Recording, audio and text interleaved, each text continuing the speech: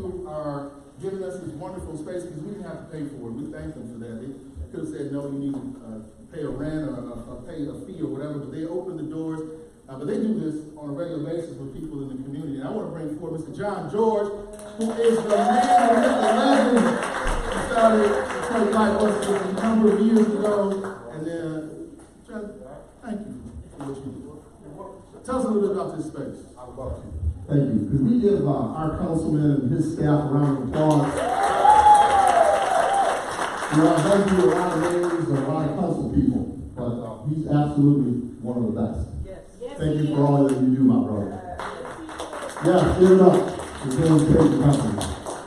Well, good morning, good morning, good morning. How's everyone doing today? Fantastic. Welcome to the Artist Village.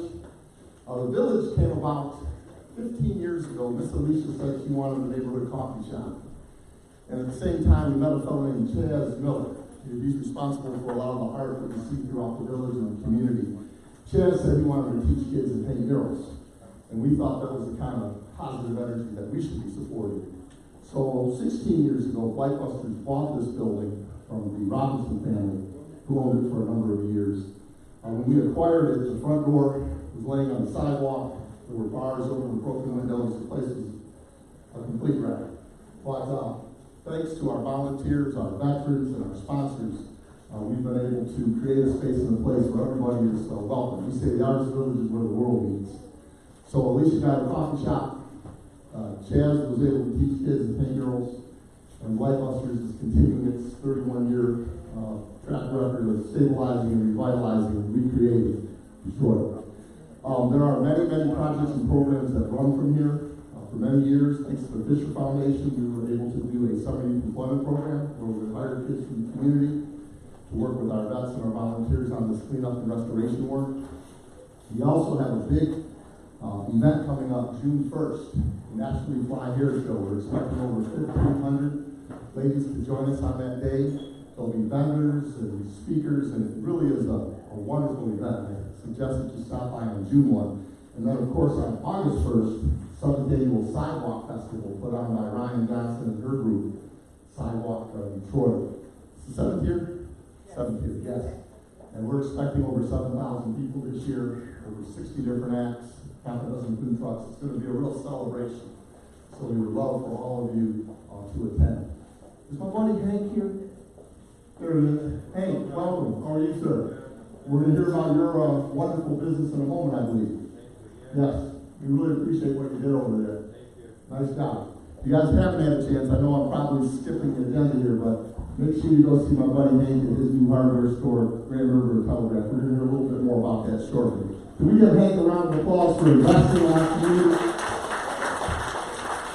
The other thing I would like to mention, because of our work and others, we were able to attract a miner to this community a number of years ago. And thanks to Alicia and her team, we were able to get hundreds of our neighbors jobs at that miners. So let's give it up for Alicia and the group that worked with that happened. And of course, Peter Cummings purchased the block just down here at Grand River and Lahser, and the block over here by the bike shop. And this year and next year, we'll be investing over $7 million in those structures. So we're going to see new, yes, that's a round of applause. We're going to see new restaurants and businesses and lofts and artist space. Also, my buddy Doug is here from Detroit Blockworks. I'm going to wrap this up in a minute. My wife's getting ready to give me the cane off the stage here. But he and I and others are working on a Old Redford CDC, a Community Development Corporation, for this organization. I mean, for this, yes, we've got flags for this neighborhood. Busters for the last 31 years, have kind of been acting like a CDC, renovating housing, boarding up crack houses, helping little old ladies across the street, creating businesses and opportunity. But we feel now at this point, we need an organization that encompasses more of us. So Doug is going to be having a meeting on June 8th, right here. Can you believe that? Artist Village. If you'd like to know more about it, 10 a.m. All right, very good. Is there anything else I should mention, wifey? Oh, I'm sorry, Miss Alicia. No. All right, one other thing I gotta say is, June 1st, hair show, but in the evening, the rebirth of Creative Juices. We'll be doing live jazz, open mic poetry, spoken word, We'd love to have you come through. There's some incredible talent that comes from the neighborhood, from the city, from across the country to entertain us here. So, in closing, I believe that all of us need to put our petty differences aside and focus in on things that are going to create community assets and opportunity. I'm not sure what's going on in Washington, but in Detroit, we're going to help each other, support each other, and be there for each other. I believe we can do that and continue this work. Detroit will be the greatest urban comeback story in this nation's history. It's going to take all of us to make that happen. God bless you. Say nice things about Detroit. Peace. I'm out. Back to work. Actually, one other thing. Elder Timberries. We're out there today cleaning that up. And I'm not sure what's going to go in there, but I can tell you it'll look open by the end of the day, because we're going to go tighten it up. James Tate, I love you. God bless you, brother. Thank you. John George, everybody. This is a great example of how a community comes together, and I guess really despite government, because we weren't doing much over in this area. And it took residents, so they live in the neighborhood as well. So it took residents like John and Alicia and each Chaz and all these other folks who supported them to pull this together. And so I only named about 4 people, and look what came about as a result of it. You also had Sweet Potato Sensations that was right across the street. Well, no, I'm sorry, that was next door at the time. You know where Simply Divine, right? Where Simply Divine, the cake place, they weren't up today, so usually you can smell it in the neighborhood. But where Simply Divine, this little small takeout place with just a little shelf. Now across the street, you have Sweet Potato Sensation, and they represent us around the world. And SB does, they do a tremendous job. That family also lives in the district. And so that's why we're here today, because we want folks around the city of Detroit, and certainly around District 1, to not just stay in your corner of the neighborhood. Understand that we are a community, we work together. So what happens in Grand Mount 1 affects you. What happens in O'Hare Park affects you. Everything that happens in each neighborhood affects you. So that's why we have these meetings. We want to bring folks together. So I always talk about making sure that we don't just have the information here. Oh, pull it up. I'm sorry. Oh, is that better? That's better. So making sure that we don't keep the information here in this room, and make sure you take it out to your neighbors as well. And meet somebody that you don't know. All right? Coming up next, we have, I always say this is my favorite segment of the District 1 monthly meeting, and this is the D1 Youth Spotlight. And so today we're going to do a little twist on it. Typically, we have some little young person come in. We have a youth comedian. We had a little model that came through. We had a young lady who sold some of her beads and aesthetic oils and things. We had a young lady last month who sold some earphones that she bedazzled. And you all supported them, so we thank you for that. So today we want to support one of the individuals who actually helps groom some of those young folks in our community. So, Miss Ursula Byrd, you can come forward, please. Give a round of applause. And what makes this individual so special is she actually grew up in District 1. She doesn't live here right now. We're going to try to snag her back. But she teaches in District 1. She's a teacher at Goners. We just saw each other yesterday. She teaches at Goners in District 1. And you also do something that has, again, brought us national attention across this country and actually world, international. You're also a coach of the Base Chess Club. And so that's a round of applause for our national champion, world-renowned Base Chess Club, Base Academy. So talk to us a little bit about yourself, if you will. What got you involved in chess? Were you always someone who enjoyed playing chess? Good morning. Yes. Well, I started out as a Bates Academy chess parent. My son, my oldest son, he's 24 now, was playing chess, and I was helping out the coach, and I was also teaching at Bates Academy vocal music. And I said, well, I'm going to help out the coach because there were a lot of children in there. And I said, you have too many children in here. Let's see what's going on. And I wanted him to teach my baby just as much as he was teaching them. So my son caught on, and at the time I was expecting my 11-year-old now. And they went to the national tournament, and they did very well. My son, along with the team, placed 4th in the nation in Dallas, Texas. And so from there, it just flourished. Each year, I started learning, and I added to the group. We had about 60 kids in the club at that time. Now we have about 40. So just my love for the game and the children showing me and me just giving back to the students at Basic Academy and Detroit Public Schools. That's how it started. Now, how many folks in the room actually know how to play chess? Let's see those hands. How many of us checker folks in the room? Because it's a transition to get to that point. Yeah. Especially if you're like, it's one thing to tell the kids, do your thing. But it's another thing to actually pick up these techniques and learn and teach your children. What was that process like for you? That process was a little bit daunting for me because while I said I started as a parent, and all I was pretty much doing was crowd control. I was like, okay, you sit over here, you sit over here, no come back, bathroom passes, things like that. But my eldest son was playing, and he said, Mom, I want to play a game. And I said, I don't know how to play checkers, baby. So he showed me. Basically, I was taught by my children, and then my co-coaches at that time. So my baby came out of the womb playing chess. Jonathan Byrd, who's here with me today, along with 4 of my other chess players over there, state champions, national champions. And so, yes.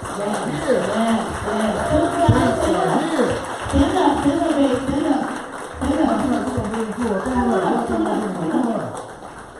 We are city champions in the Detroit Metro Chess League. We are state champions, and we are recently coming back from Nashville, Tennessee, and Dallas, Texas. This is our captain of our team, and I'm just honored to be here. I've been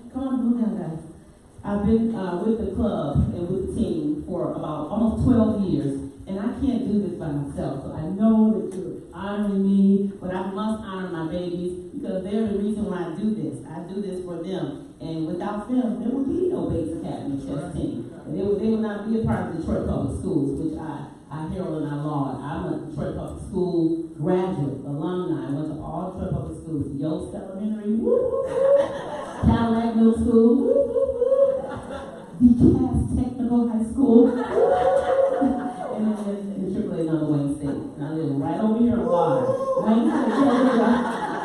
I live right over on Lauder Street, 12706 Lauder. So I would never forget that place. That was a growing place for me, and I love this community. And our parents eventually moved, but I'm here because I love the children, and I want to give back. I've been with the district for 20 plus years, and chess has been about 12 years of that. Wow, so 20 plus years in the district teaching children and guiding them, rearing them, mentoring them. That's a long time. Yes, it is. Do you plan on continuing for much longer? Because we want to keep you there because we see the late. I'm going to be here for a little while. My son here, Jonathan, and he's 5th grade, so I have a ways to go. And it's Harper and Devin and Joel and our birthday student here today, Jason. He's the captain of our team. It is his birthday.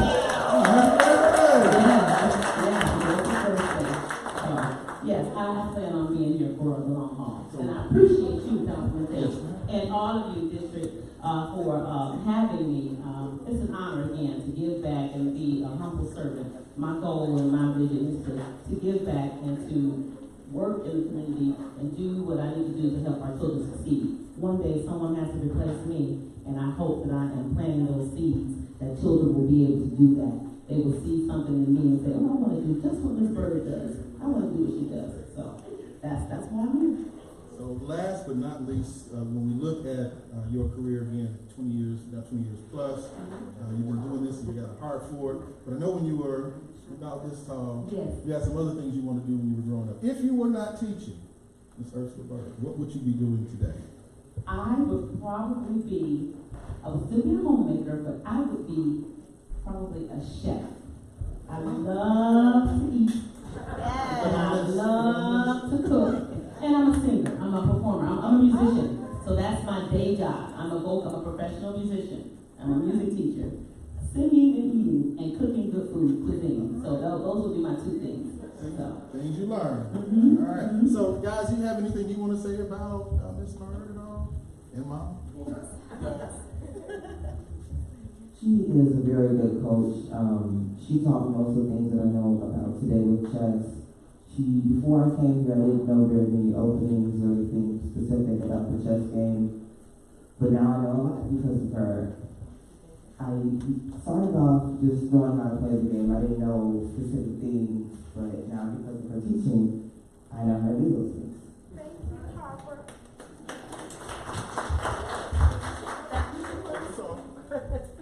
My mother is a good teacher and a chess coach. Also, Smart young man. she cooks the best food ever. And I'm glad she's my mom and our chess coach. And I called her about her being a chef, but she wasn't a chess coach. That's my cousin. Coach Byrd has taught me a lot this year about chess. She's taught me a lot of things that I didn't know about chess because I was on the chess team previously at a different school, and I didn't learn a lot of the stuff there that I know now. So I'd like to thank Coach Byrd for teaching me all of that. Thank you very much. And you say the 3 words, best coach ever. So, Coach, I've been playing chess for like a really long time, since like 3rd grade, and I'm going to Renaissance next year. Hey! Yeah, and Coach, I came to Bates in like 3rd grade, not knowing how to play chess, and so I just saw people playing chess, and I thought that was fun. And so I just ended up, from 4th grade till now, I've played chess, and Coach Byrd been teaching me everything I know. Well, thank you. So, Coach Byrd, we want to again say thank you for all that you have done and continue to do in the community. We know that you're going to be sticking around for a long time. Yes, I agree with that. Well, whatever you end up doing, we know that you have a heart for children and a heart for our youth, so we want to provide you with a award of recognition. Y'all give it up. And parents, can you guys do a program? Yes, I have parents here, and they are my rock. Without the Bates Academy chess parents, I don't know where we would be.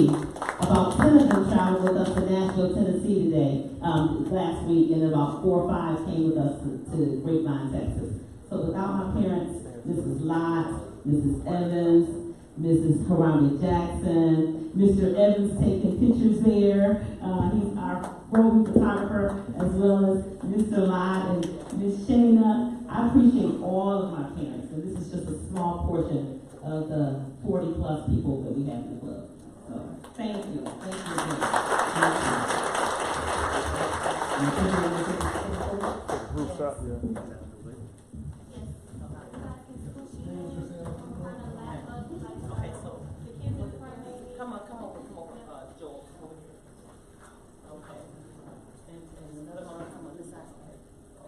She is a teacher, right? She's gonna get it right.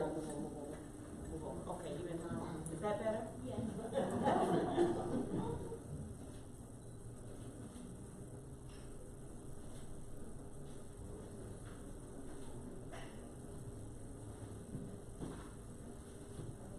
Why don't you get in, Mr. Evans? Thank you. Come on, Dad. Oh, Mr. Evans, come on. Both of them are my parents. Mr. Evans was my teacher in school. Yes.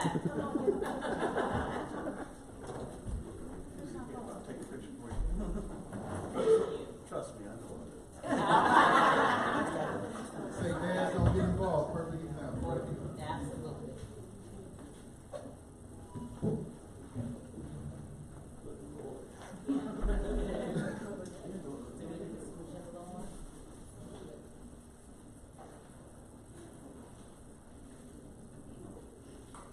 Can we get everybody to hold up number 1 and 2? Hold on. Not yet. I gotta get first. Are you ready for the second? Yep. All right, now we do District 1. District 1. Let's go with 1.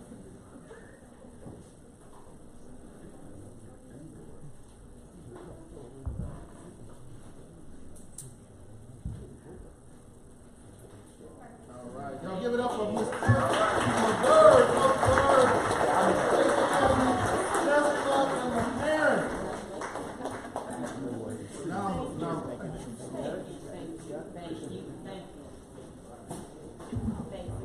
So thank y'all, appreciate that. So coming up next, again, we are in Old Redford. We talked a little bit about some of what things were. Well, we didn't really talk about how things were so much in the past, but it wasn't what we see here today. We always know that there's an opportunity for us to move forward and make things better. Always. There's always an opportunity for improvement. But just looking at where this area was about 15 years ago, to see the work that the businesses and the community members put forth to get us to the point where we are today. It is something to be appreciated. And I want to bring forward Miss Alicia George and Esty, who will talk to you all about the business association that has formed in this area. Now, how many of you are aware of the Grand River Streetscape project? Oh, it's some hands that I don't see. It's a big project. 2.8 miles of road. Grand River. From Southfield all the way down to where? Byrd Road. That's going to be a 2-year project. Starting June 2019, next month. And so we've got to do everything we can to support those businesses that are along that thoroughfare, because many of them are our neighbors. They actually live in our neighborhood. They live in our community. We know there's some empty buildings there, but we have some folks who are really depending on you to help support. And so along that stretch of road, we have the Old Redford Business Association, TORBA is what it's known as. We have joining us today is Miss Alicia George again, and Espy, who is always, I think all of you know Espy. The world knows Espy. So if you can tell us a little bit about how the organization came about, and what are you doing, what are you planning on doing, and what kind of support you need from the community. Miss Alicia George. Good morning, District 1. Good morning. Welcome again to the Artist Village, something that John was telling you how we started this 16 years ago, and it has evolved into something that has been a multi-purpose facility for the community, for visitors, for our District 1, for just everybody, the kids. So welcome to our home. Like Councilman said, the Old Redford Business Association, SPNI in 2011 saw a need for us to come together. I wanted a coffee shop. I opened that in 2010, something that had never been in this area before. Sweet Potato Sensations was still growing after 20 years, had moved across the street. But we just saw this need for our business district to be alive, to be able to have walkable traffic, to be able to be secure, well-lit, safe. And so our first effort was to get the meters removed and the lights on over here. And so we just began with that of calling people. Folks would ask us, what can they do? How can they help us? And we just started with, can we get some lights on? And so that happened. Took us almost a year, but we stayed with it. Within that year, we were forming the Old Redford Business Association. We did a little temptation. There's a camera right there. Okay. So during that time of getting the lights on, we wanted to have the Old Redford Business Association be established and get it going. And so we were asking for members to help us. We were asking for people that had been in the business for a long time to come in and assist with us. And as we grew our family businesses, as we grew these small businesses within this community, we wanted folks to help us. We wanted things to be nice, like they are in other areas in this state. We wanted to be able to open our doors and have all kind of folks come and visit us with no restrictions. And so that was our plight. That's what we was on. I'm going to let SB piggyback on that. How y'all doing this morning? Afternoon, whatever time it is, I don't even know anymore. So one thing I want to say that's super important, I say this often, is that beautiful things happen downtown, Corktown, Midtown, every other town, they rename it and things like that. But there's beautiful things that happen in Detroit neighborhoods. And I like to say that often because I think we get forgotten about it. People just think that everything is happening downtown. And so we've made it a special point to try to cultivate that where we already are. My family business is Sweet Potato Sensation. We've been around for now the last 31 years. 31 years. We were in our kitchen, Rosedale Park, Plainview, and 6 Mile, right by Children's Chicken on the corner. We was over there. Then we started cooking out of the community house. And when we came over here, the Redford Theater had a place for us to be. The storefronts were super, super expensive, and it's hard to get a business in a strip mall kind of spot. And so we've been over here in this neighborhood for 30 years, and we want people to shop, explore, come, walk, see everything we have to offer. We're always recruiting other businesses to come and just uproot here and just do something positive here. So it's important that we always shine a light on what's happening over here. We've had blood, sweat, tears. We done walked this pavement. We done picked up babies. We done nursed people. We done done everything on this block. And it's super important that we continue to just massage it, continue to pour life into it, continue to face it towards the sun so that it can get light. So that when people want to come to this area, they see there's something beautiful happening over here. And sometimes it takes for people to have been the early investors, those that are here when nobody wants to come over here. So you always want to have an opportunity to talk, because in 2011, there were no lights on over here. And I looked at Alicia, I'm sick of this. Like, what's going on with the building on the corner? I was like, what's going on with these lights and these meters? So this came out of us just wanting to do something better for where we are and where our businesses are located and where we're not going to go. People kept saying, we used to be in the building that had Civil Divide on it. We were there since 1994. And when we were trying to find somewhere else to move to because we were busting out of the scenes, John was like, don't leave the neighborhood, don't leave. Let me find you a building in the neighborhood. And right across the street was a microfilm processing lab that nobody ever really, we just never saw it. It's been there the whole time, but we never really saw it. So we went in there with white buses and busted everything out to the walls and were able to stay here. So we won because we could be anywhere else. People said, oh, if you were in Birmingham or in Farmington, you can make so much money. But why can't we do something beautiful for where we are? I don't get that. When we first opened up across the street, two boys rolled on the street on their bike, threw their bikes out on the sidewalk, walked in the bakery, and they said, wow, this is in my neighborhood. Moments like that, you just can't put a price on it. You really can't. And when you're looking around and you see blighted buildings and garbage in the street, and I say, I want my neighborhood and my neighbors to see something beautiful like they see in every other community, to know that it is possible. So for us in business, I feel like we are a permission slip. We show people that this neighborhood is possible. To be in business over here for many years is possible. So I want to let everybody here know that there's things happening beautifully in this neighborhood to be invested in, to be thought about. If you have a business idea that you want to bring to fruition, there's space over here. All up and down Grand River, you can take your pick of a building and figure out what you want to do to just do something beautiful in this neighborhood. I did want to talk about a couple different things. I don't know if you can right now. Okay. So, the other thing is that, like Alicia said, sometimes people open up businesses and they just open them up and they close the door and they go home, way back out somewhere.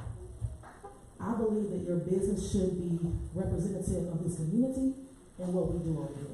And so the bakery for us is not only a bakery or a cafe or even a restaurant, it's something different. So so anybody that buys any kind of produce or whatever from any kind of Brightmore Farms, all of our potato peels, egg, cracked egg, whatever, thank you. Egg shells, tomatoes, lettuce rinds, all that. They get picked up, coffee grinds, get picked up weekly, and they go back to compost to keep the ground fertilized for all the produce we buy from different Brightmore Farms. So that's one thing, because my mother does it. My mother had this whole thing, I forgot how many years ago. I want to save the world for your children. I'm like, okay, Mom. So we started, so everything is recycled. We don't throw away hardly anything. We keep our waste management down to one pickup a month, and we compost and recycle everything. That's one thing. We also have a group called Where Do Black Women Go to Breathe? And if you look up and down the street, you'll see different flyers and posters that talk about people being murdered and shot and killed and things like that. Where do those women go?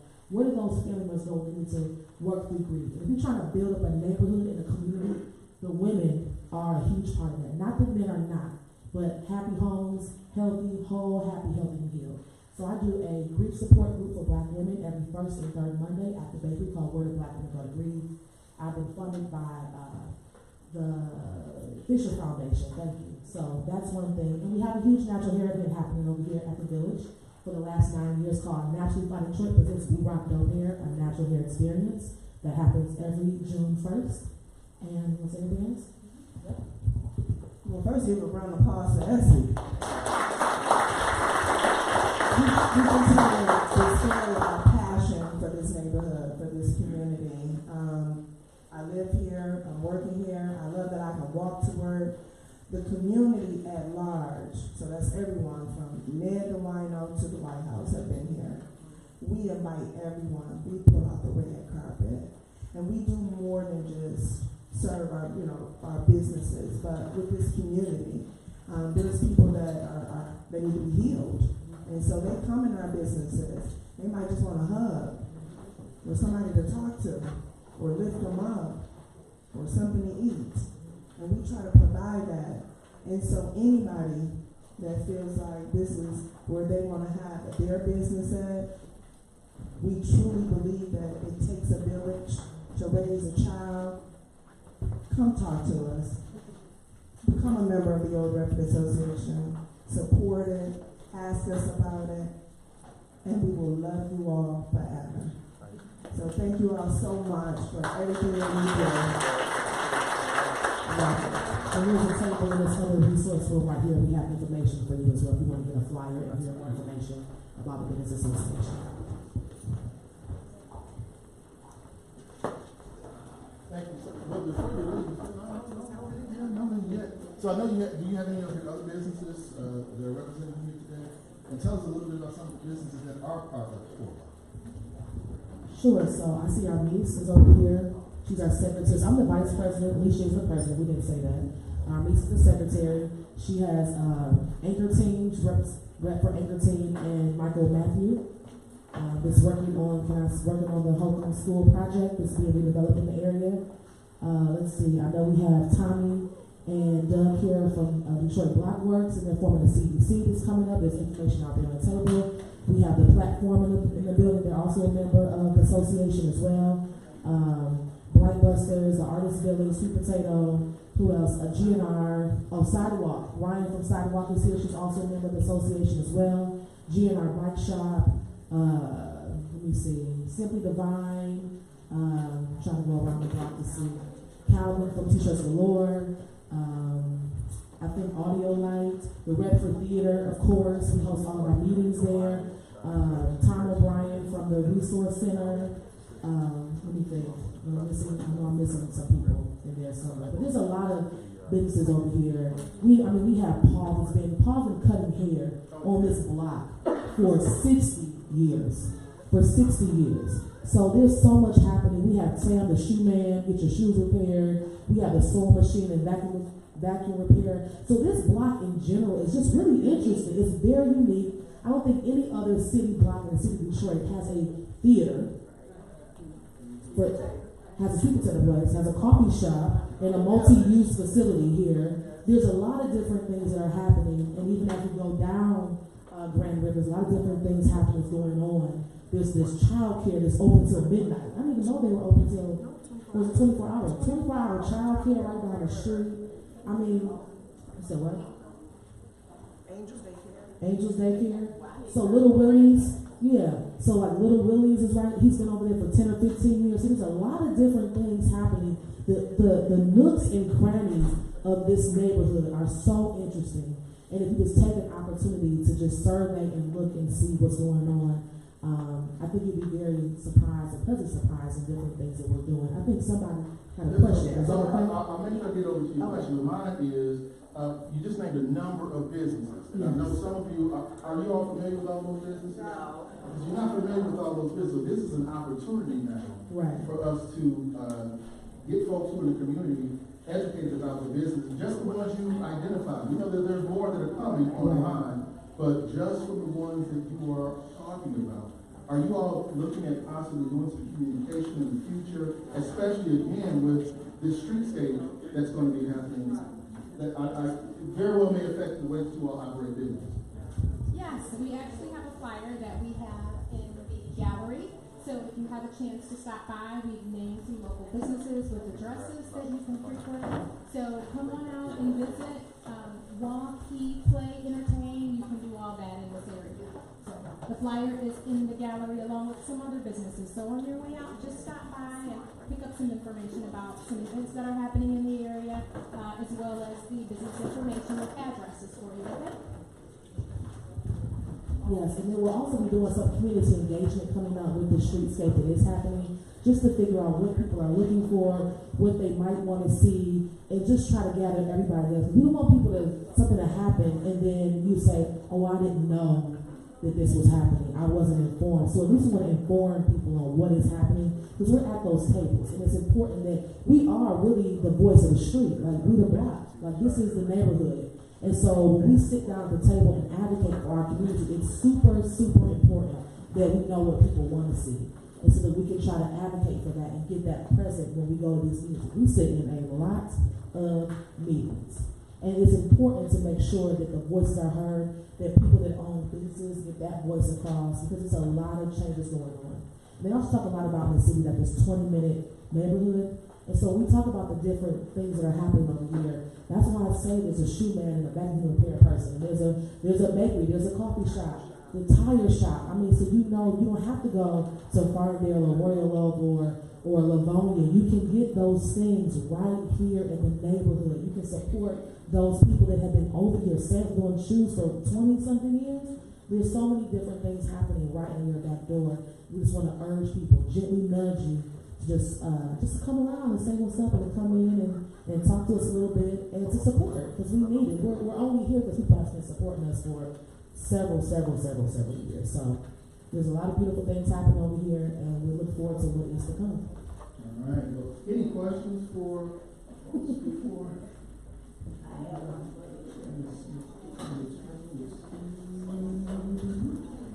Any questions? I have a question for you. Did you say this building is for youth? Yes, ma'am. You are able to rent this facility out for your own special event, birthday party, press conference, jewelry show, whatever you would like. I also have some cards for that for our events coordinator. And so, yeah, you can do the courtyard, the studio, the Java gallery. There's a room without a roof next door. So, yes, ma'am. So, approximately how many people will work for it? Yeah, so this can hold 200 seated. If there's no seats, we can get even more in the standing room. When we open up all the doors, like for Natural Fly, there will be over 1,500 women that can pass through here. And then for sidewalk, because we block off the street, there's even more, it doubles. And so we're able to host, we're able to accommodate. One more question. Yes, ma'am. You always have use of the parking lot. Yeah, so it's a shared parking lot, and we are conscious that when the Redford Theater has a movie or a special event, that we book your event where it overlaps, right? So the movie might be over and then your event, movie might be over at 4, your event starts at 5. So we're very conscious about how to share that parking lot so that we're accommodating everyone. But yes, you can use it. I do want to say something really quick. The Redford Theater isn't here, but the Redford Theater is super accommodating to parking and to just being a part of this business district and association. Especially for Naturally Fly, they just let us use their parking lot. And I want to say that because this is a community, and it doesn't work if you all do not figure out how to work together. So I definitely want to shout them out because they've been over here. They're a nonprofit working for several, since the 20s? 96 years. So that's super important. So they definitely figure out how to accommodate all of us into what's going on. And what's so interesting about the Redford Theater is that not only are they not-for-profit, they don't get paid.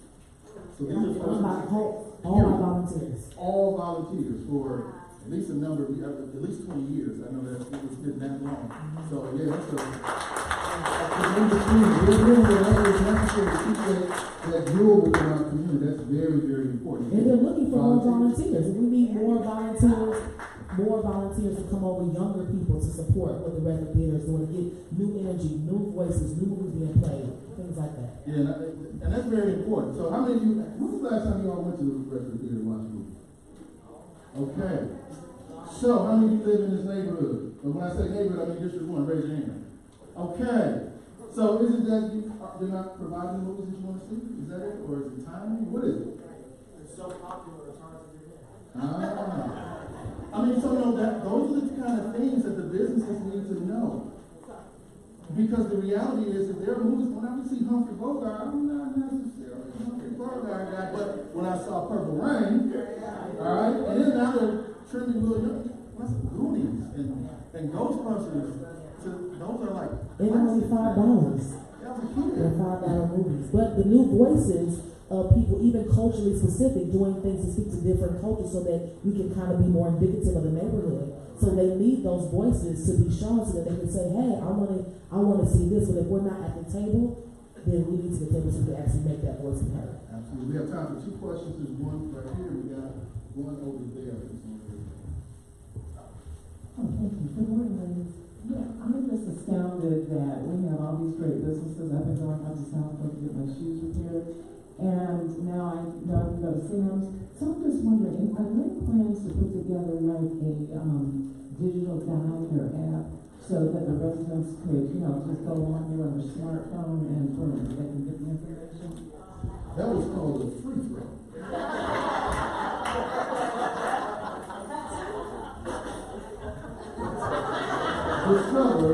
Discover, yeah. One-stop shopping, district directory of all businesses located in District 3.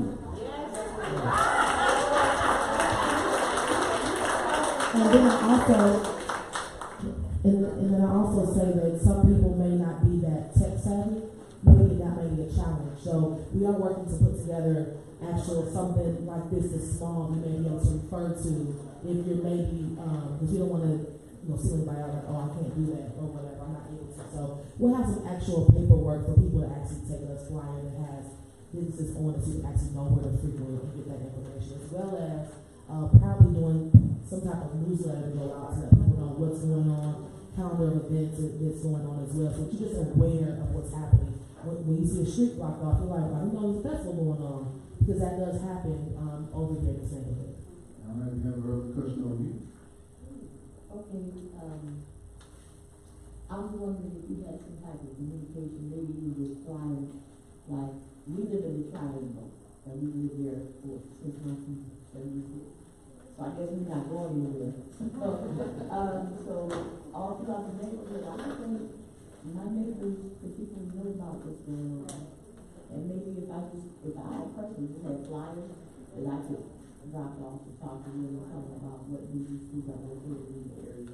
That's a great thing, and I really appreciate you saying that, because I think it does. Sometimes everyone can't come to these meetings, so it takes 1, 2, 3, or 10 to say, I'm going to come for my block. I'm going to gather the information, and I'm going to give it out to everybody. So we do have some pamphlets or flyers in this room over here, but it could be something where there are 10 or 20 people that come from Rosedale that say, here, I'm here today, what information do you have for me to pick up so I can take it and give it to my neighbors? We would love that, because it isn't just us. Like, Alicia and our niece and everyone else can't do everything. So it does really, y'all, it takes everybody. We can't cover every footprint of D1, but those that are committed to their block, to their neighborhood, and say, I want people to at least know what's happening. Now, whether they act on it, that's different. But they get the information, and that's helpful. So I would definitely love to even figure out some type of community impact group that is willing to say, I'm coming, I'm getting the flyers, I'm going to give them out to people so they know what's going on. I appreciate that. Also, Tanisha, she's been coming to our association meetings every month, and a couple months ago, we had asked for help for community outreach. And so she did it, and then the officers, we canvassed the neighborhood. We walked, Grand River West, we walked Grand River East, just to knock on the door and say, hey, how y'all doing? What do you need? Do you know what's going on? So we want to do that, but we know that we're going to need help. And so anyone that can help us get the outreach of the community with the information that we have, we definitely welcome that.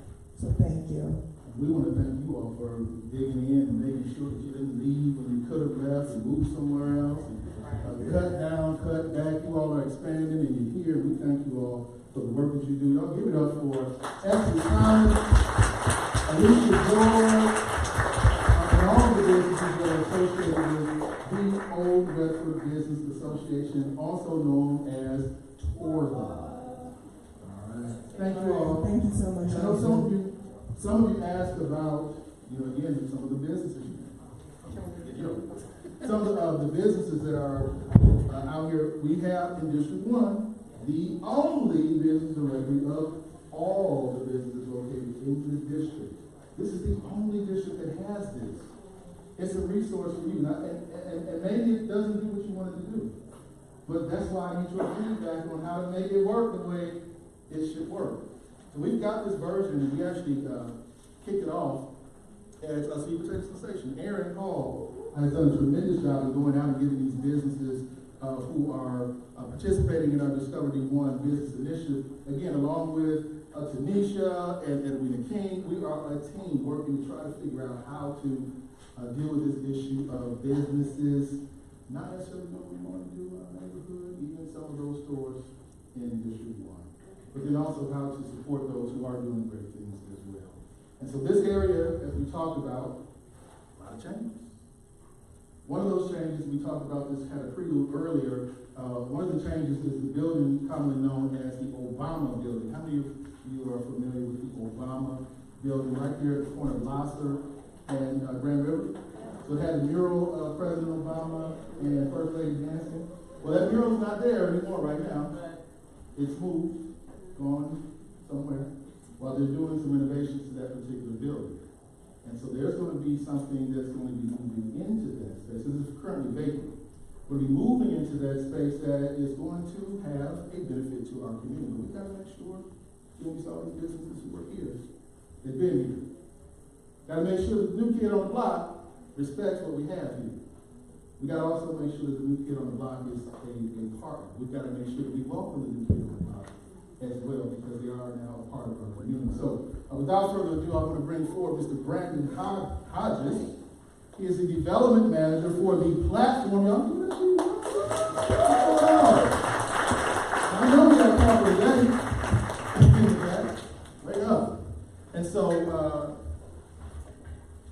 the platform has said, and I'll read part of the 3 tenets.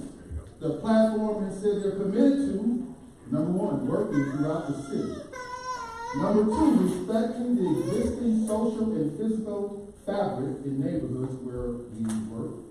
And then number 3, excelling in design and construction, in rehab and ground-up development. So again, ladies and gentlemen, give Mr. Brandon Hodges an opportunity to talk about this wonderful, phenomenal building and facility that we're going to have in District 1. So my name is Brandon Hodges. I'm the new kid on the block. I'm actually just moved to the east side of Detroit, so don't hold that against me. I want to start this presentation by doing something a little atypical that I've not done in a lot of community meetings. I really want to thank Councilman Tate for his leadership and guidance in this district across the city of Detroit, because without advocates like him, none of this is possible. He doesn't have the ability to raise the voices of residents and neighbors without forums like this. So thank you guys for showing up. I actually want to thank Alicia George, SB, John George, Ryan Myers Johnson, Malvern Hill Block Club, Greater Sand Hill Block Club. You guys have welcomed me to this area with open arms and have been so helpful and resourceful in helping me understand the fabric of the neighborhood, helping me understand the true jewels that exist here. And when we talk about community development and community building and placemaking, you know, we as a developer, I don't consider ourselves placemakers. We just try to supplement and enhance the existing jewels that already, you know, dwell within the neighborhood. And so you guys have so many existing jewels within this block alone. So we want to come beside you as partners, try to uplift those small businesses and celebrate those as well. In terms of my background, I'm actually not from Detroit. I was born and raised in Charlotte, North Carolina. I have a business background, lived in Washington, D.C. for a number of years doing affordable housing work. And so when I had the opportunity to come to Detroit, you know, I knew I wanted to be community-minded, community-focused, and find projects that I could work on that had that kind of impact. And so, as we know, there have been a ton of investments downtown, midtown, the greater 7.2. The city is 139 square miles wide, or large. That's a lot of land to cover. It's a lot of investment that needs to happen in other neighborhoods outside of those kind of more prominent neighborhoods that you see in the news headlines. And so we're very proud that we're able to work beside you and partner with you to bring some of those same enhancements to this very neighborhood. And so we're going to be talking about the Obama building, and I'll give a little bit of context in terms of who we are as a developer, how we started. Peter Cummings is one of our founders, and as you know or may not know, he helped develop the Whole Foods in Midtown. And so he has a kind of a legacy of work that he's done in Detroit, but also down through North Carolina and Florida and Georgia. And so in 2015, he and his partner, Dietrich Knorr, who used to work for a real estate company called Redico, purchased the Fisher Building. And so we are headquartered in the Fisher Building in New Center. Through that acquisition, I think they had some shared values and some shared missions that they wanted to see, but they wanted to create a real estate development firm totally focused on Detroit. And so we don't do any work outside of the city limits of Detroit. And so I would consider New Center our backyard. We have close to 500 units of apartments planned in that area. We also own a number of office buildings, land parcels. If you could advance the slide right there.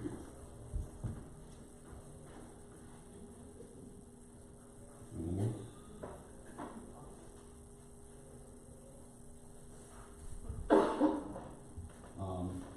So we started in 2016. So we consider ourselves a startup. I put together this slide for a really important reason to me. When I first moved to Detroit, the Sidewalk Festival was the first event that I actually went to in the city of Detroit. That was my landing pad. That was my introductory point to the city. And I think that's very significant because most people don't have that touch point as their first experience. They go downtown. So my frame of reference and my perspective has ultimately been shaped about what this city is and what it can be by the type of events that happen in neighborhoods like these. And I think it's really important that we honor these events, we honor these kind of neighborhood anchors, because this is where the real work in Detroit gets done. You know, this is where you're going to see the momentum of cities happen. I really want to thank, every business in this neighborhood for grinding it out, because small business is tough. I come from a retail background, and I do retail more broadly across our portfolio. So trying to attract different businesses, whether they're national, regional, or local businesses into our spaces, and it's a hard job. And these people have a hard job day in and day out just to stay afloat a lot of times. So thank you for being open and willing to commit your time and efforts to the community. Peter Cummings, actually, his family has done a lot of work in Brightmoor. He bought the Obama building as well as the Sunflower building down the street and the surface parking lot that Sweet Potato Sensation uses at the Wayne County Tax Auction in 2015. And I'll be very honest, I don't think Peter had a clue as to what to do with these buildings when he bought them. And so this project has been kind of a 3-year project in the making, talking to stakeholders, talking to residents, talking to anybody who would listen around. What do these spaces need to be? And I think we've settled on a pretty good plan and want to kind of go over, what we intend to do with the building, why we made some of the decisions we've made, and also I just want to engage in dialogue. If you have questions while I'm going over it, please stop me because I'm willing to answer anything. I think. Questions at the end. Oh, okay. Thank you. So we can go forward one more. So the building overview, most of you know or may not know, the building was built in 1917, used to be a historic bank building. Our intended use of the building is really to reactivate the commercial retail space on the ground floor. So we have about 9,000 square feet of retail space to work with. The current state of the building, I don't know if anybody's ever been in it. The retail days are very long. And so in our mind, it was a bit too much space for a lot of small businesses that we wanted to attract to take on in terms of a rent burden. So when we thought about who we wanted to attract to the building, what types of entrepreneurs and small businesses, we knew that we wanted to cut costs down from day one so these businesses had fewer hurdles to get into business, whether they were starting new or whether they wanted to expand. And so what we've done, you guys can advance the board. We actually cut the space up. And we have a common kind of kitchenette and bathroom, and then we have what will end up being 7 retail bays around that common kitchenette and bathroom. And we're also saving a spot on that corner for a sit-down restaurant. And so we're actively pursuing something that neighbors can come, have a coffee, read a newspaper, and just have a community asset that people can come to on a recurring basis that serves good and healthy food. The actual retail spaces range from probably 500 square feet up to, call it 1,300 square feet. And we thought that was an appropriate size. We consulted with the DEDC, the Motor City Match Program, people that work with these small businesses every day that really know the appropriate size and constraints that those small businesses typically need to work within. And so very early on, we knew that we wanted to offer space on the spectrum of entrepreneurship. So whether you had a great idea coming out of the neighborhood or the community that had never been in a brick and mortar location or maybe wanted a pop-up location, we're going to offer pop-up retail space in that back corridor. Whether you're opening for the first time in a brick and mortar and actually want to take on a 5-year lease, we have that opportunity as well. That's a more traditional lease structure that we're going to do. But we also wanted to have people who are expanding their businesses. If you want to open a second or third location, we also wanted that opportunity for people to land here as well. In terms of the build-out costs, one of the most significant impediments to small businesses actually getting into space is the upfront capital that they have to put into either retrofit a space, to build out their furniture and fixtures, to distribute ductwork, and HVAC, and plumbing, and electrical. What we've done in these spaces is made them fairly turnkey. So when I say that, I mean plumbing's already run, the electrical's already run. It'll basically be white box. All the HVAC and ductwork will be distributed. The tenant doesn't have to do that. And so that will see an immense amount of savings on the front end for small businesses to actually come in, plug and play. In the unfortunate instance where somebody does go out of business, we can just turn that space around very quickly. So really, when a business comes in, all they have to do is plug in their fixtures, or put in their furniture, and they're ready and good to go. I think it's also helpful to understand thematically what we're going after for the project in general. And we haven't done this with a lot of projects just by the nature of what they are. We really wanted a health and wellness focus for this project. I think far too often landlords are really quick to just populate space with whatever concept is willing to pay the rent. And we wanted to have a mechanism to say we want community feedback about what's going in here. We want, we want to keep it a space where people can feel like they have been heard. They want to be able to support the businesses that are going in. And so we felt that having a health and wellness focus and going out and actively recruiting concepts that fit that theme would be really good for this neighborhood and actually the activation that's going to happen throughout the greater District 1 area. And so when I say that, we're talking fitness users, we're talking health and wellness providers, nonprofits, sobriety nonprofits. We have different smoothie concepts and different restaurant concepts that we're pursuing because we feel that that's what's more appropriate for this neighborhood. You're not going to see a lot of big national chains. You're not going to see fast food. You're not going to see a liquor store. You're not going to see a lot of the things that typically come in neighborhoods very quickly and just lead to the devaluing in the area. So we're really proud of that. In terms of, I would say, finance, let's talk about development for a bit, because this building is roughly $3.5 million to develop. And the value of the building, when we got it appraised, with all the renovations, is probably, call it 1.7. Obviously, there's a gap here in terms of we have a building that we have to fund and capitalize. We have renovations that need to happen. We need a roof. We need structural repair. We need to build out everything in the interior of the space. We need to build the 4 loft apartments on top, which we're going to have over the corner restaurant. And so obviously we have to be very creative around how we're structuring this from a financial standpoint. And so, I'd be remiss if I didn't say thank you to all of our funding partners who we're working with on this project. We have a construction loan through Horizon Bank. Invest Detroit is putting in money through the Strategic Neighborhood Fund. We also are working with the Fisher Foundation in a very kind of unique structure. This is the first real estate project that they're going to be investing in as a project-related investment. And so with that comes, from a legal perspective, there are some things that they have to do with the project and they want us to see in terms of the health and wellness theme. But 2 really important things that I think are going to come out of this project that I think everybody can get behind. One is a focus on hiring local. And so one of the things that we negotiated with the foundation was that as an incentive for all the businesses coming in to hire local, we're going to give a rent reduction for each local employee that they hire. So we're going to structure it where, so rents are quoted in commercial space on a $1 per square foot basis. So let's say if the rent is $17 a square foot, we're going to give a 25-cent reduction for every local hire that comes from this neighborhood, up to 3 employees. So we want people to actually hire local and source their employment base from the neighborhood. The other thing that I think is fairly important about The financing is that we are establishing a neighborhood advisory council that actually vets the retail concepts that go into the space. So this is the first time we've ever done this in a project. Give us some grace as we figure out the actual logistics and the kind of nuances of how we have to document it and how many meetings we have to have and how we curate it. But my goal is to have a 5-member committee with representation from block clubs, small business associations like Torwa, Greater Sand Hill, Malvern Hill Block Club.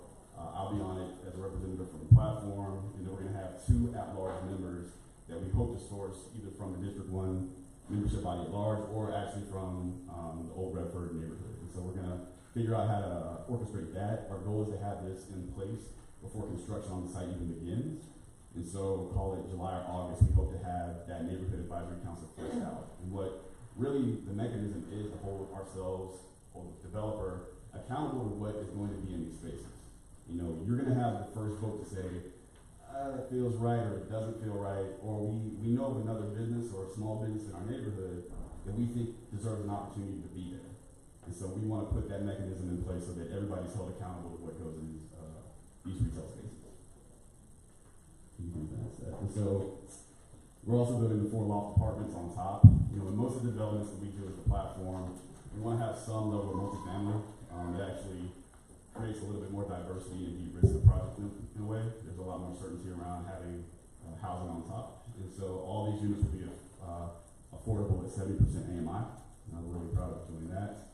And we're really just excited to get the project going. We're in the final stages of financing, so the Michigan Economic Development Corporation is evaluating the deal right now. We've secured every other funding source. We've negotiated a tax abatement with the city. Councilman Tate was very helpful in helping us advance that initiative. We've had several meetings with small businesses. We're working with the DGC to source retail talent. And we think we're in a really good place. And now we have an opportunity to kind of bring the neighborhood into the conversation around how this thing kind of lives. We're going through a branding exercise very soon. And the one thing I will say where you can make a very, very strong impact as to how this lives, we're going to rebrand the building. I mean, I think we've all referred to it as the Obama building for a long time just based on the fact that it has a big Obama mural on it, which is great. We have that stored, and it's going to be repurposed in the use of the building. But we really wanted the neighbors to have to say as to what this thing is known as forever. And so we're working with a company called Who's That, who will have community engagement sessions just to do that. And so they've done this work for Grandmont Rosedale Development Corporation for some of their projects. So you will actually have a voting say in what this building is known as forever. And so I think with that, I'll kind of open up the questions. What's up with the sign on the roof? Hold on, 1 second. The billboard? The roof, yeah. Yeah, billboard unfortunately is going to be coming down. It is not structurally sound currently. And it's actually a pretty big risk. So that will be coming down as part of the renovation.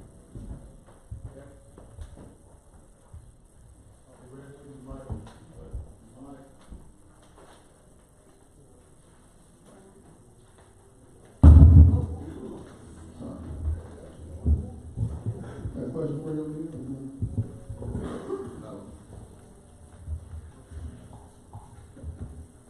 Okay, so quick question. Does this development fall under, for example, Tier 2 community benefit ordinance? Those guys? So we will be, I mean, typically, because we are receiving tax abatement through the OPA, we're going to have to adhere to the 20% of the units will have to be offered at 8% AMI. And so we're going to push that a bit to 7% AMI. Right. No, I understand, but I was wondering, so under community benefits ordinance, there are 2 types of projects. There's Tier 1 and there's A and B or 1 and 2. And those Tier 2 projects involve projects over $1 million, I believe, with $2 million with abatements in excess of $300,000. I'm just wondering, or property that in excess of $300,000. I was wondering if this project qualifies under that. I'm not sure the tiers actually, but I mean, because of the subsidy that we did receive, we're at a $3.5 million kind of construction cost. So if it hits that threshold, we'll adhere to whatever those stipulations are. Okay, thank you.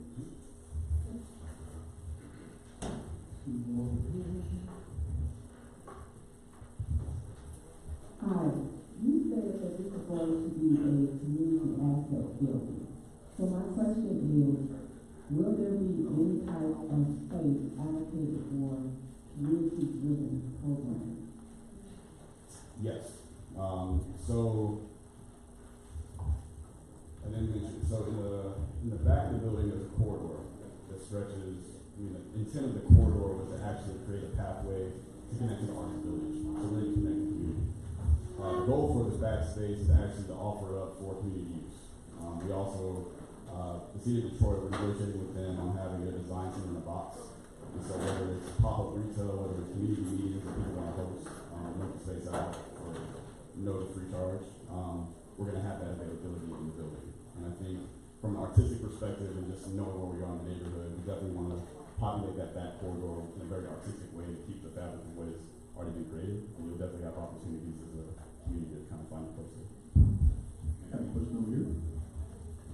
As you look for retail establishments to come in, if you find a retail establishment that may not meet your needs, but you are aware of another development that's going on in District 1, perhaps over in Old Redford Park, is there an interest in maybe referring them to another area that might be conducive to what you're looking for? Absolutely. I mean, one of the benefits of working with the stakeholders we have, whether it's the DGC or Investment Detroit or the city, the planning department, we're always talking about the types of concepts in this wherever. And so it may not be a right fit for the Obama building, but it could be a fit for somewhere else in the district. So we're definitely going to have this conversation. Yeah, this is going to sound a little contradictory, but what are the arrangements for parking and also for stormwater management and other green functions that we need? Yeah, so it's a really good question actually. So the parking lot will also be redeveloped as a part of this project. And so you're probably looking at $150,000 in just the parking lot renovation. And so greening that space, having the proper drainage systems, but also keeping in mind that we still want it to be public facing, so Sidewalk Detroit can always access it during their festival. We need it to still play the same role that it has been playing. We're going to include a little bit more structure to it. We're going to have dumpster enclosures for the potential restaurant. We're going to have the grease trap, and we're going to make it an actual functioning parking lot, and also have the retail and residential spaces to use. And with you? Yeah. First question, when is this expected to be completed? Second question, on the pop-up shops were across the back there, how do you access those? Is that related to that parking space? Yes, on the question of construction, our goal is to close out the financing in mid to late July. So you'll probably see construction start in late July or early August, and then it'll run for 6 months. That's how long it is. Yes. So, God willing, end of year or early first quarter. Okay, and then the access. The back corridor is actually accessed from Lahser or Redford Street. So it's a walkthrough. It's a public walkway. Okay. And so you can access it through either door. And then retail will have frontage to that corridor. So you'll basically have retail that wraps the entire footprint of the building. Thank you. And one over here. You also had said something about a discount for retailers that hire locals. Do you have or do you work with a transition type program where they transition people or mainstream for people who have some type of background that's not so clean? Returning citizens. So you're talking about returning citizens and not necessarily returning citizens, but it is going to have a process. They don't have to train, they may have some type of minor criminal in their background somewhere. We have not worked with an organization to execute that, but I know that it's a value of ours as a developer to give everybody an opportunity. One of the things we have to find alignment on is having retailers that are actually going to commit to doing that work. And I think that's the role that the Neighborhood Advisory Council will play. Because we actually have to document these things in the leases. And so it's very well put. I mean, if we need to put a provision that this is a priority that you care about, we can have that talk and kind of put that in as a program. So we have time for up to 2 more questions. We got one here and one there.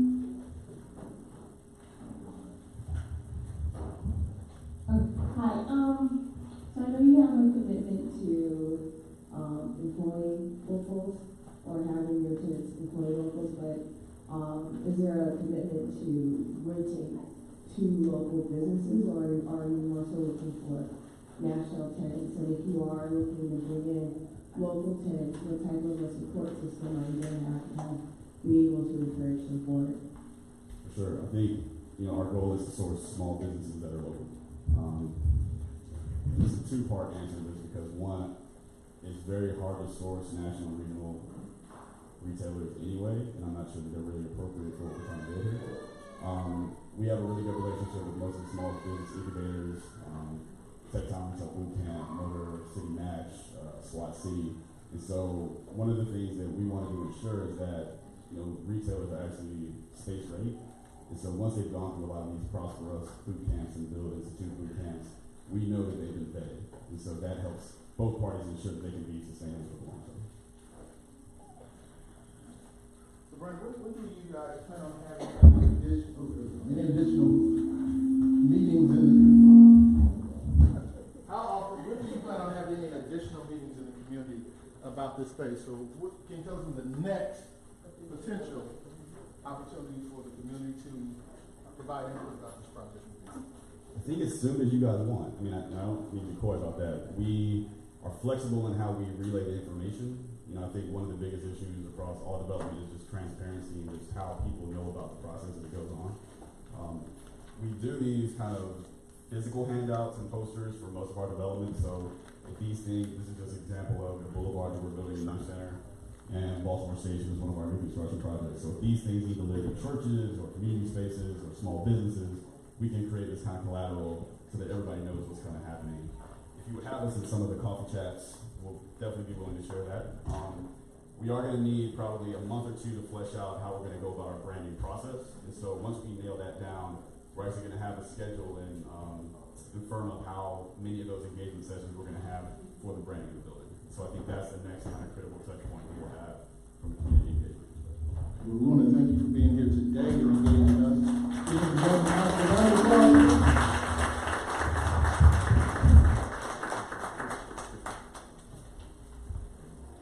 So, how many of you knew that information before you got here today? How many of you are going to take that information when you leave this building to your neighbors? All right, that's better.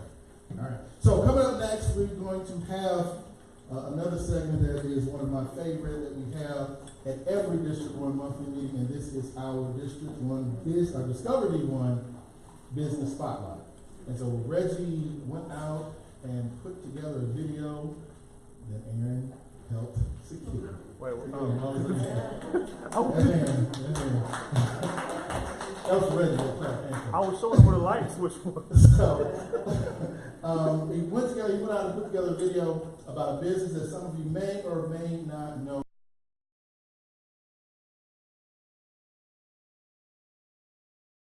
Different. I think you're going to appreciate what you see. So, Danielle, you hit the lights and Red, show the video.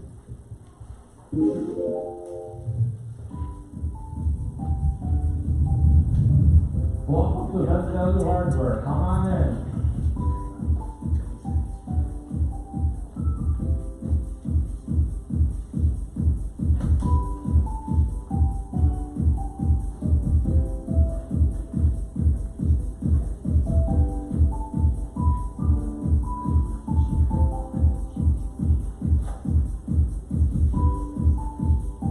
So we started off selling cars on my mom's driveway like 15 years ago. So we bought our first dealership at Dearborn, and we moved out, and then we came to Grand River in Detroit. This building was available a couple years ago, and we wanted to keep it on a hardware store. It's been in the area for a long time. It's like an icon for the city of Detroit. So after the original owners closed in 2017, we bought the place, and we sold it with brand new inventory.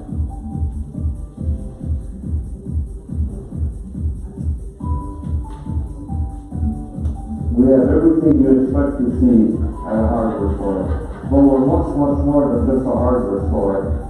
We run backhoes, skidsters, lifts, tillers, high-lows, snakes,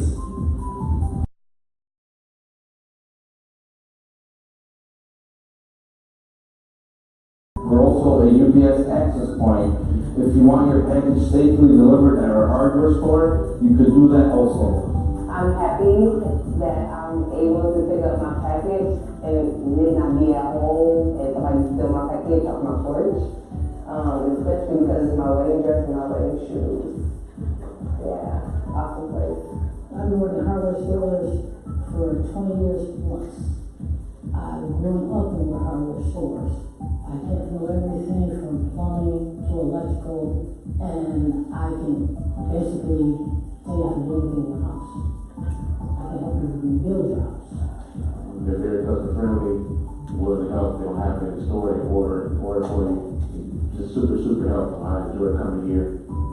Great prices, just overall great. I like it because it's convenient, it is, the prices are reasonable, and it has everything that you would need pertaining to hardware. I would recommend that you take your time with it. Just come in and see for yourself, and I'm sure you will not be dissatisfied. And it's very important for the community to trust us. We love this community, we want to stay here for a while.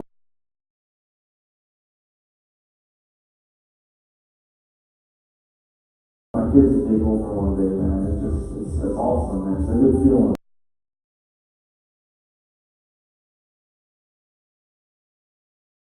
They know that we took care of it.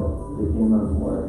And they trust us too, so that's most important. They trust us, and we love that. It makes us feel good.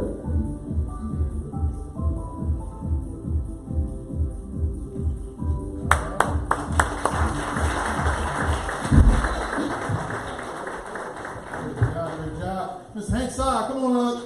Best Valerie Hardware.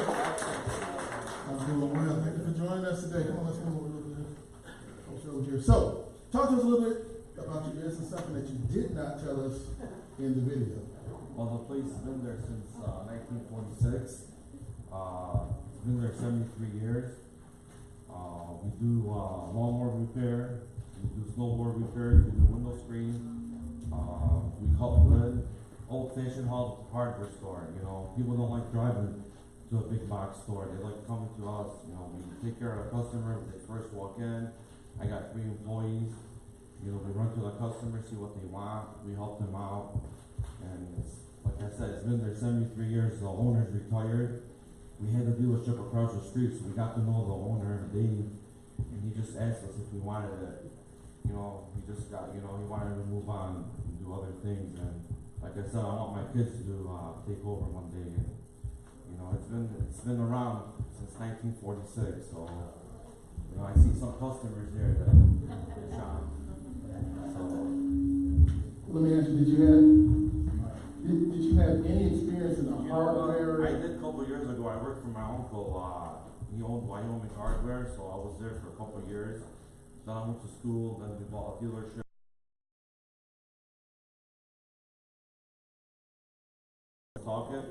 She's been around for like 20 years in the hardware business.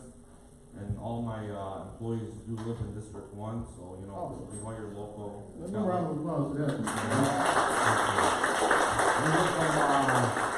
We went from 2 employees to like 10 employees right now because we expanded. We had a field next to us, so now we do rental equipment anywhere from snakes to, and if you live in District 1, we just charge you $50 for delivery within District 1. It's usually $50.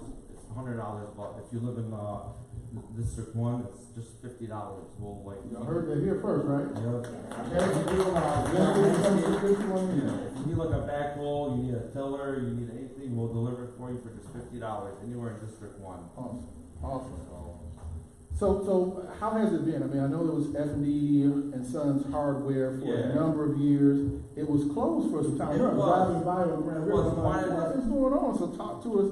It was shut down for how long? We bought the place September of 2017, and we opened it in early 2018. Okay. We did some we did 360. We put LED lights. We made it. It was it was an old-fashioned hardware store. So I wanted when a customer walks in, feel like he's at home. We did a lot of work to it. We probably put like $500,000 in that place because a lot of people be telling, they're like, we never knew it was a hardware store, and I lived like, you know, on Wilson, and I never knew it because it was an old building, but we painted it, we put a new sign, we did the landscaping, we did the parking lot, so now people are, we're getting more customers now. We're getting FD and Sons customers, now we're getting new customers that never knew that place used to be there. Awesome. So it's fun, man. We love helping people, they come in, we just tell them what they need, we don't plus sell, it's So nice. You guys should check us out. So let me ask you, what are the plans for the future for that location? To be honest with you, nothing's on paper yet, but my attorney's talking to the attorney of the dispensary next door because I guess they closed down. So we might knock it down and just make a parking lot. So we're gonna expand. We got like 4 other buildings. So they want to know your cross streets. So we're on Grand River, just west of Telegraph. So we're like between 7 Mile and Telegraph, right?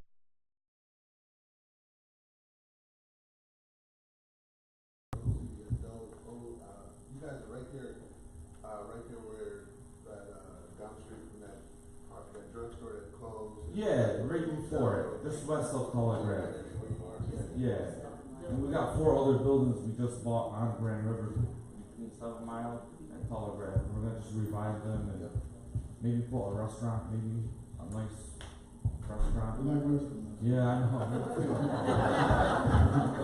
Seriously, so again, we've done a number of surveys within the community, and the number one thing about stuff is a sit-down restaurant. Nice. Yeah. So we look it's gonna be a nice sit-down restaurant, like a nice. Yeah, like a ram's horn, like a ram's horn in the city of Detroit, something like that.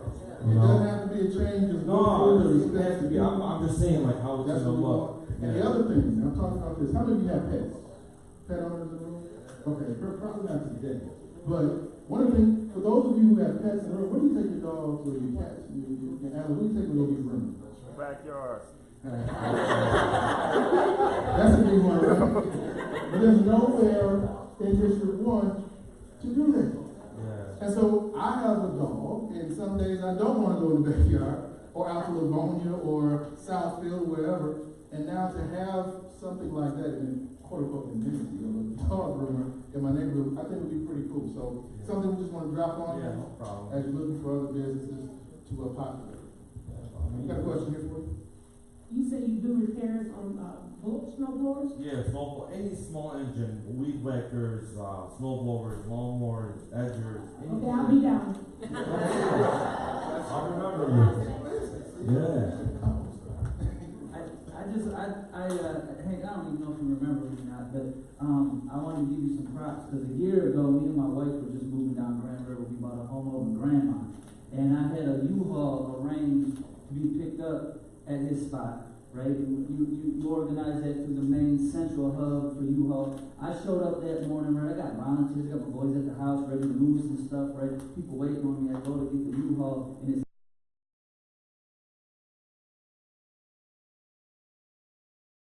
Hank actually drove me to other U-Haul spots. Yep, I remember. He even offered me breakfast that he had ordered that was sitting on the counter, and it was a great experience. It makes me just want to drive down and come to a spot all the time just because of the customer service that he provided. I didn't know him before. Thank you. I remember.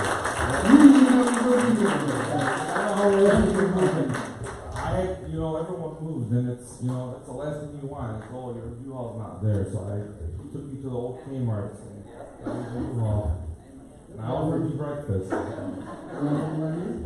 you said you rent tools.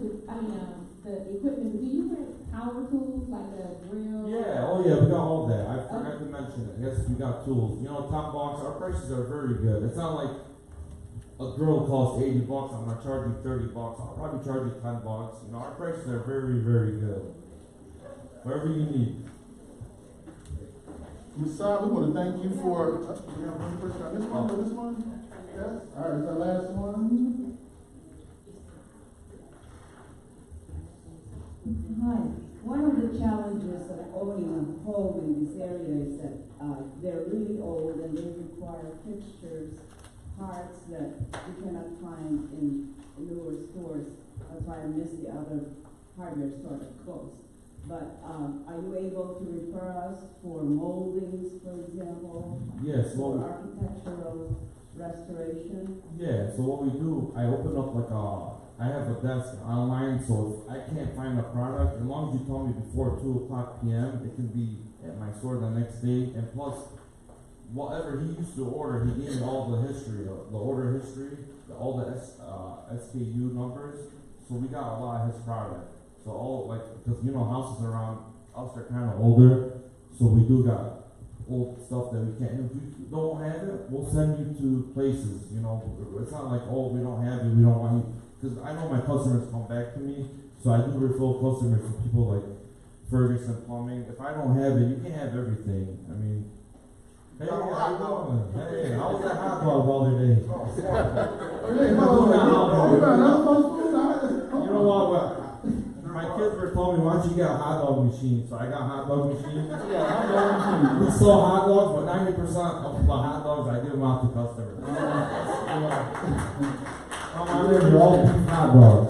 Well, thank you for all of it. So let me ask you this, my last question. Okay, your name is Best Value Hardware. Yep, like I said, so people call themselves all kinds of stuff. It's called Best Value Hardware. Yes, why should we believe that you are Best Value Hardware? Because my prices are unbelievable. Come check them out. Honestly, guys, I'm not putting no chains down, but my prices are maybe 20% cheaper than the big box stores. I get a lot of people that, you know, come from Livonia just to come see me. You know, people come from Southfield, Livonia, you know, their parents and grandparents used to come to the store. Now they're coming to the store. So it's fun, man. It's, you know. All right, well, again, this is Best Value Hardware. 24313 Grand River. That's okay. Where's my address again? Address again? 24313 Grand River. It's just west of Telegraph. So it's between 7 Mile and Telegraph, but closer to Telegraph. All right. Thank you, Mr. Saab. Thanks, Saab. Best Value Hardware. All right. You know what? I neglected to mention an event that's going to be taking place right here in July. Michael, come on up. I want you to tell them a little bit about this very unique event that's coming up in July right here in Arsville. Okay. Good afternoon, everybody. How you guys doing? How are you guys doing this afternoon? Good afternoon. You guys here? You guys be here? That's really bad. First of all, my name is Michael and I'm a co-founder of Black Tattoo Art Music Experience. We are a 501c3 nonprofit organization.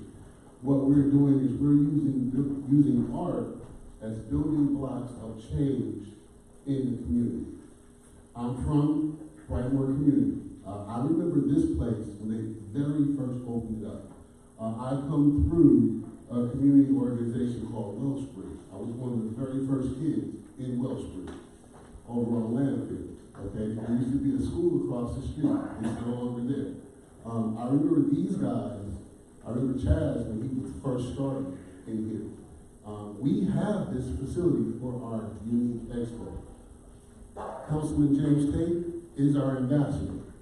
We started this in 2016 in Eastern Market. We were the largest event in the Sunday market.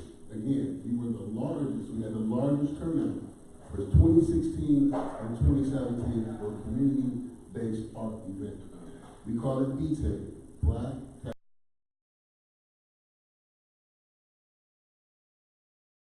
Let me explain to you guys. This is a multi-billion-dollar industry.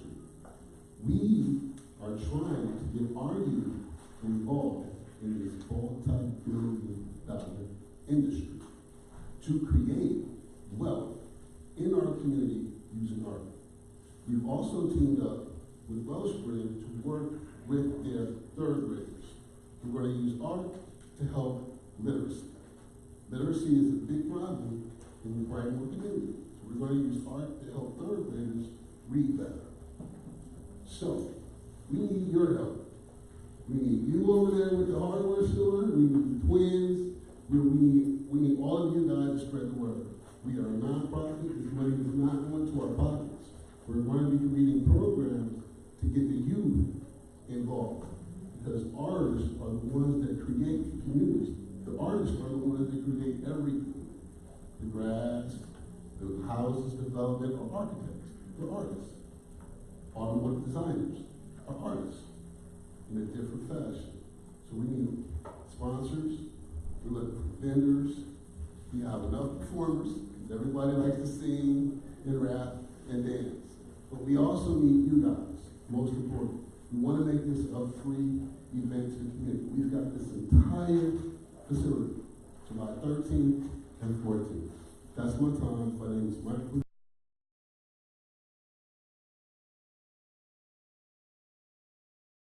Michael, Matt, please. Appreciate it. Thank you for everything. Thank you. Now, how many of you, I see a whole bunch of tattooed people in the room, right? No? Well, you'd be surprised. So we did this, we had a question in our office of who the audience thought had the most tattoos on my staff. Who do you think on my team has the most tattoos?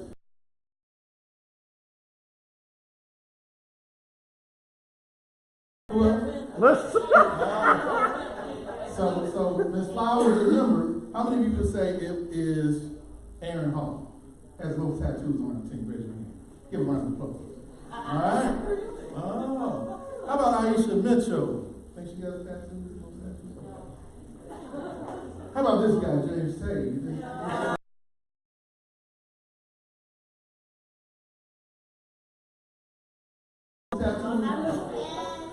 Oh, I heard a voice over there. Was that Daniela? You think so?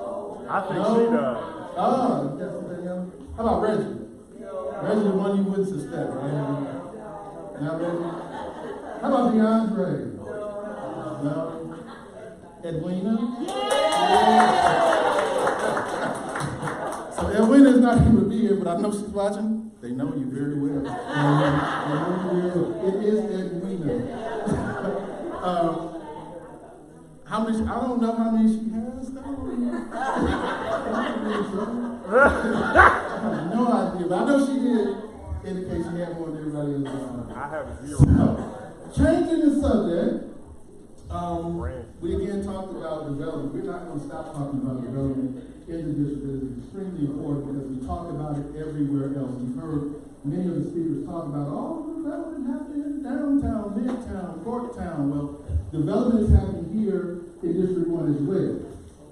Now, the question is, how do we make sure that there's development that actually works on behalf of the community and not just looking at how do we change the face of the city? That's extremely important.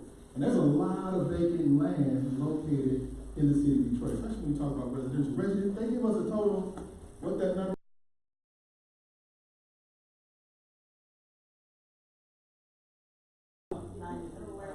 Well, it's not 93,000, the number is different. But it's a lot. It's just multiple thousands of property in the city of Detroit. So the question is, what do we do with all that property? How do we, as a community, ensure that the property doesn't just go into the hands of those who just want to take advantage of our community? I'm talking about the stuff in our neighborhood, not necessarily on these other far-flung places. How do we make sure that these pieces of parcels remain in our community and working on behalf of our folks, and also provide an opportunity for affordable housing? How do we do that?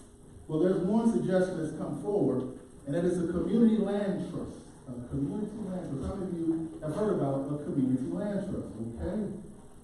So there are some that are happening around the country that have been very, very successful. We got a few here, not really full strength, like it should be. But there's a group, Detroit Justice Center, that is working on trying to utilize this as a tool in the city of Detroit for one, make sure I get it right.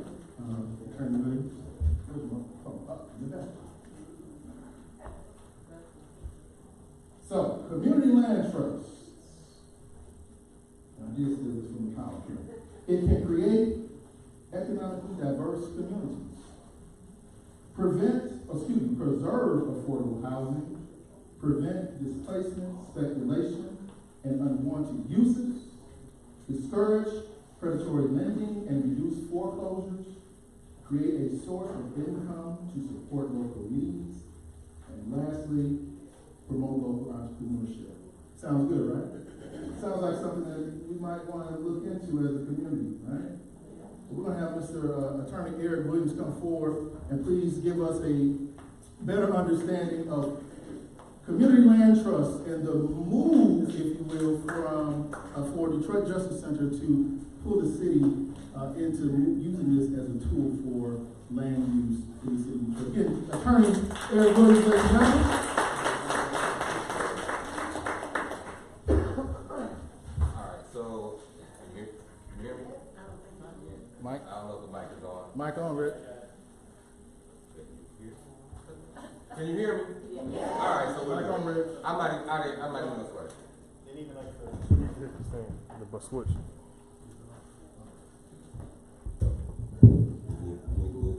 All right, so my name is Eric Williams. I am an attorney with an organization called Detroit Land Trust. I also have 7 tattoos. So the Detroit Justice Center is an organization devoted to making Detroit a more just city. But we do so recognizing that you cannot create a more just city without addressing the legacy and impact of mass incarceration, not only on those incarcerated, but on their immediate families and the community. Also recognizing that you cannot create a just society without addressing some of the structural issues that create socioeconomic inequality in our city. So that's what we do. I'm in charge of our economic equity practice, and we also do things that relate to helping people with bail, and I don't do that, so I mean, they sit next to me. But I don't really know what they do. I'm sorry.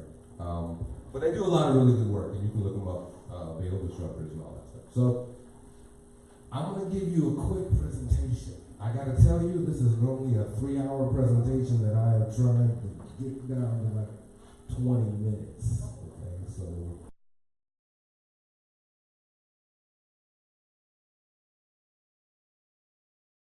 like 25 things to hand out. I did not know District 1 rolled like this. Yeah, for real.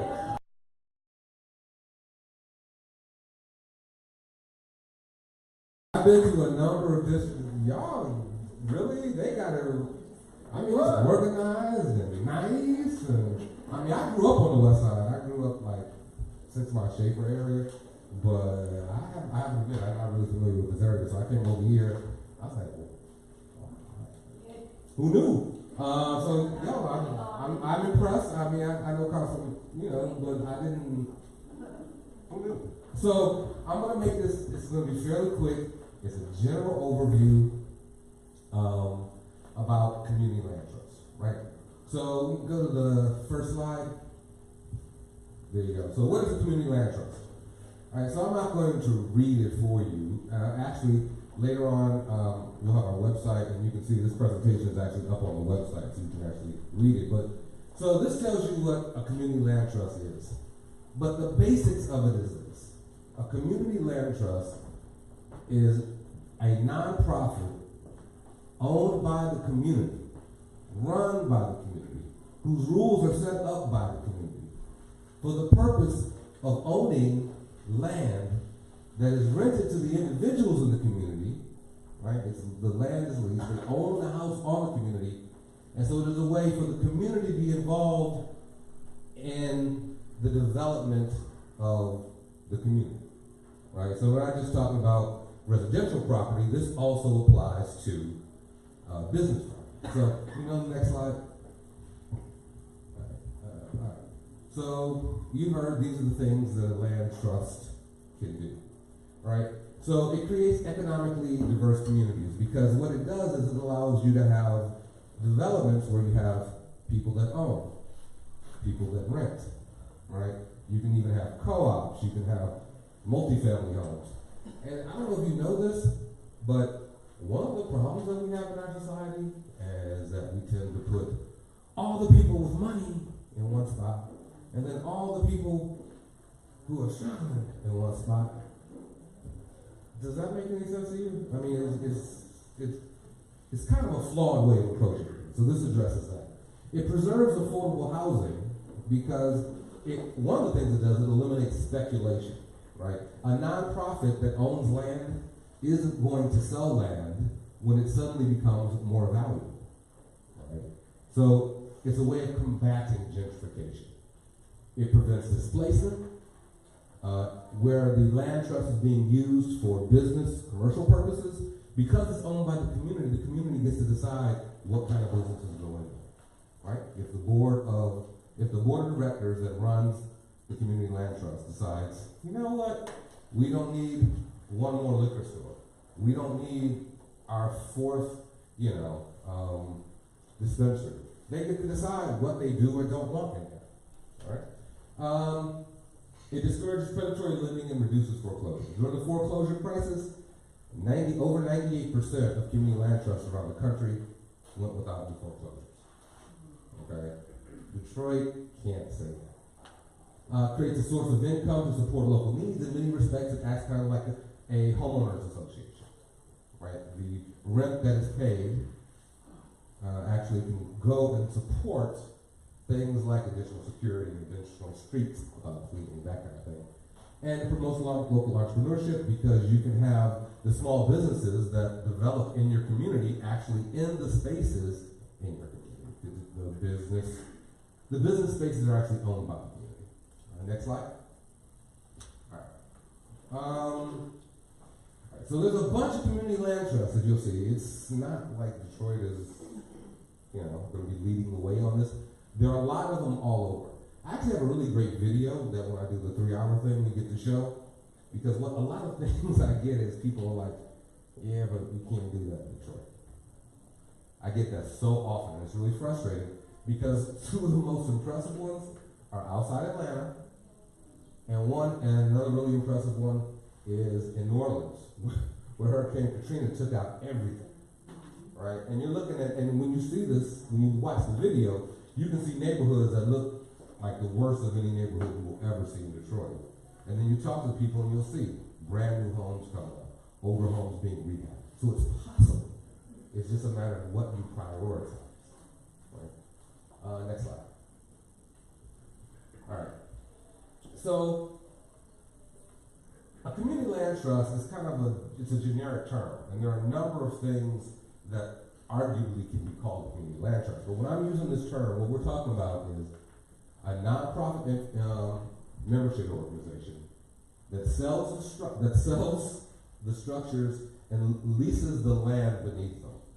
Okay, the rules, purchasing and prices for sale, and are all set by the organization.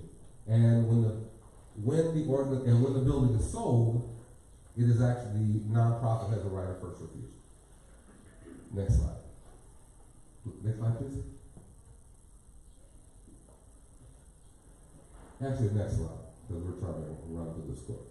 All right, so this is the best way for me to explain it, right? The nonprofit organization buys, let's say, 100 lots.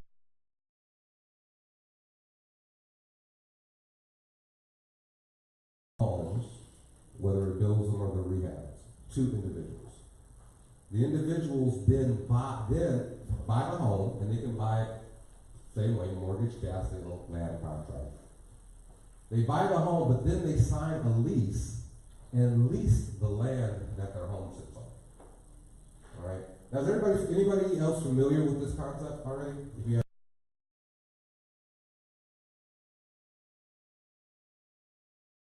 easy about not owning the land that their house sits on, people go, well, I don't like that notion. Well, look at it this way. It's not that you don't own that land, it's that you kind of own that land through the nonprofit, right? The community owns the land, right? Which is better than the bank owning the land, which is typically what happens when you own your house, all right? Next slide. So that lease that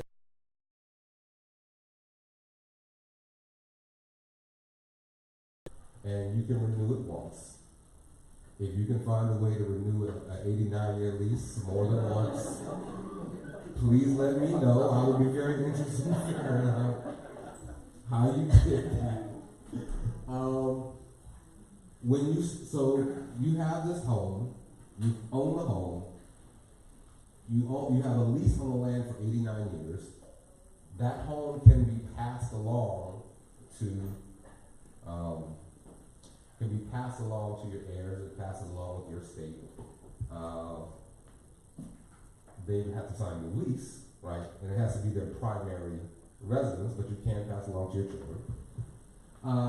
The CLT, the land trust, has a right of first refusal, which means if you're going to sell the home, the first person you have to offer to sell it to is essentially the land trust. Okay. The rent can be nominal and it can include restrictions, which means the rent can be $1 because you're paying for the home and the land that you're leasing. Depending on how the land trust is set up, it may charge nothing, or it may charge enough to, provide additional services to the community. Like I said, essentially act as a homeowners association. And it includes restrictions like no businesses on it. It has to be your primary residence. It's pretty much the same way a homeowners association operates. Next slide. Right. These are the things I'm talking about. You own the building but not the land. You're leasing the land. So this is the part about sale that I just kind of want to describe. One of the things about a community land trust is that the method of calculating how much you get when you sell it is determined by the ground lease and the rules of the community land trust. So typically what happens is when you sell the home, you sell a community land trust home, you get your initial cost back, plus a percentage of any improvements you made and a percentage of any appreciation. All right? Next slide. I think we're going to actually walk you through this. Next slide after that. So this is going to give you, I'm going to give you an example. But before I walk through this, I got to say one thing. The first word in community land trust is community. And so I want there to be no sort of questions about this. This is about building community, which means it is not about building an individual's nest egg, investment in their home. All right? So I've heard people say, well, the problem with community land trust is that it doesn't allow a family to build wealth through their home. Well, how's that working out for us? Just curious. All right. You're right, it doesn't. It does not allow you to purchase a home for, let's say, $60,000 and then sell it for $200,000 7 years later. It doesn't allow you to do that. That's one of the reasons it scares off speculators, right? It also isn't going to send you into bankruptcy, right, if, there's a housing crisis or something like that, right? So there are trade-offs, but the thing you have to remember is, in a community land trust, your home, you will get some value for it when you sell it. You'll get money back. But it's not going to allow you to build the same sort of wealth, so to speak, in the home. But because community land trust houses can cost anywhere from 20 to 80% less than regular homes, in a home that's not owned in a land trust, in theory, that money that you would be spending on a larger mortgage, right, on PMI, interest, all that stuff, you actually have that. And if you wanted to invest that, in theory, right, you can actually have more money after 20 years in a community land trust home than you would have if you had purchased a home that was not part of a community land trust and then sold it hoping for appreciation.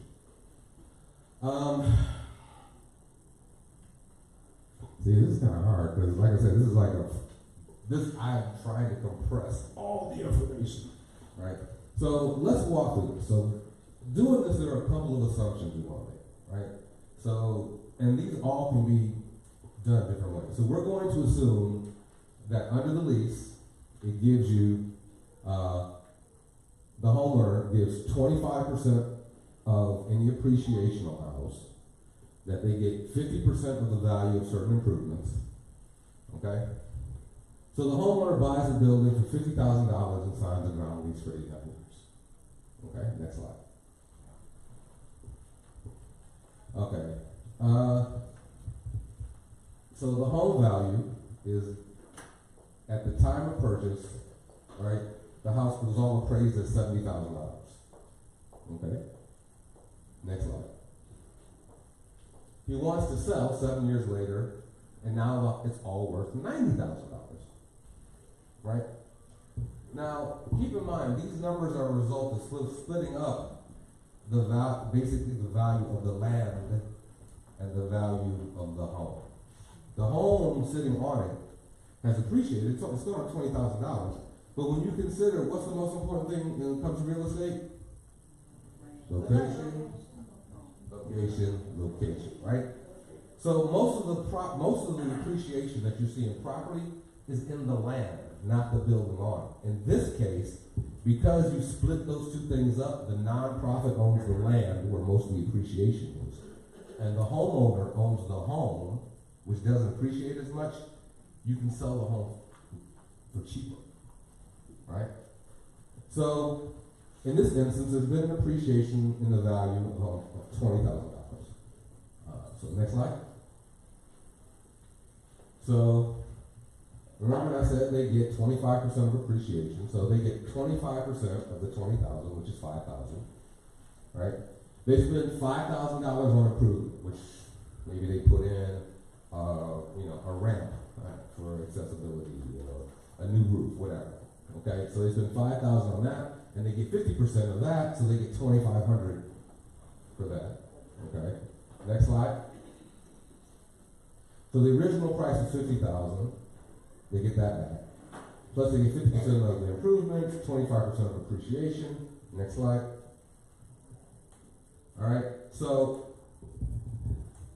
the resale value is $57,500, and that's what this home when they sell the home, either to the community land trust or to another person who's qualified by the rules of the land trust to purchase the home. Okay. Which means you essentially 7 years later you still have affordable housing that wouldn't be there if you hadn't done this. Okay. So a quick note about affordable housing, and you'll hear people talk about affordable housing all the time here in Detroit. How many people here are familiar with how affordable housing is calculated? Okay, so when people talk about affordable housing, they'll talk about something called AMI, which is area median income. Area median income means they basically take kind of like the midpoint of what people in the area are making. Okay? All right. And area median income is that number. Okay? The idea is that and HUD makes up this number. And the idea is that if you are spending, is that you should be spending no more than 30% of your income in order not to be burdened by your housing. So if you make 100% of AMI, you make the exact AMI, and you're not spending more than 30% of your income, then you're good. Affordable housing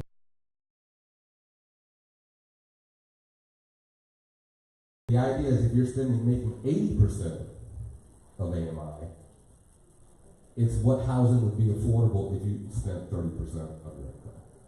So if you're making only half of what the area median income is, and it's going to be affordable, you have to be spending like no more than 30% of your income on that. People following? Right, okay, so the problem, of course, is that for Detroit, it's like Warren, Livonia, and Detroit is the area that they use to calculate AMI. And that number is like $46,000, okay?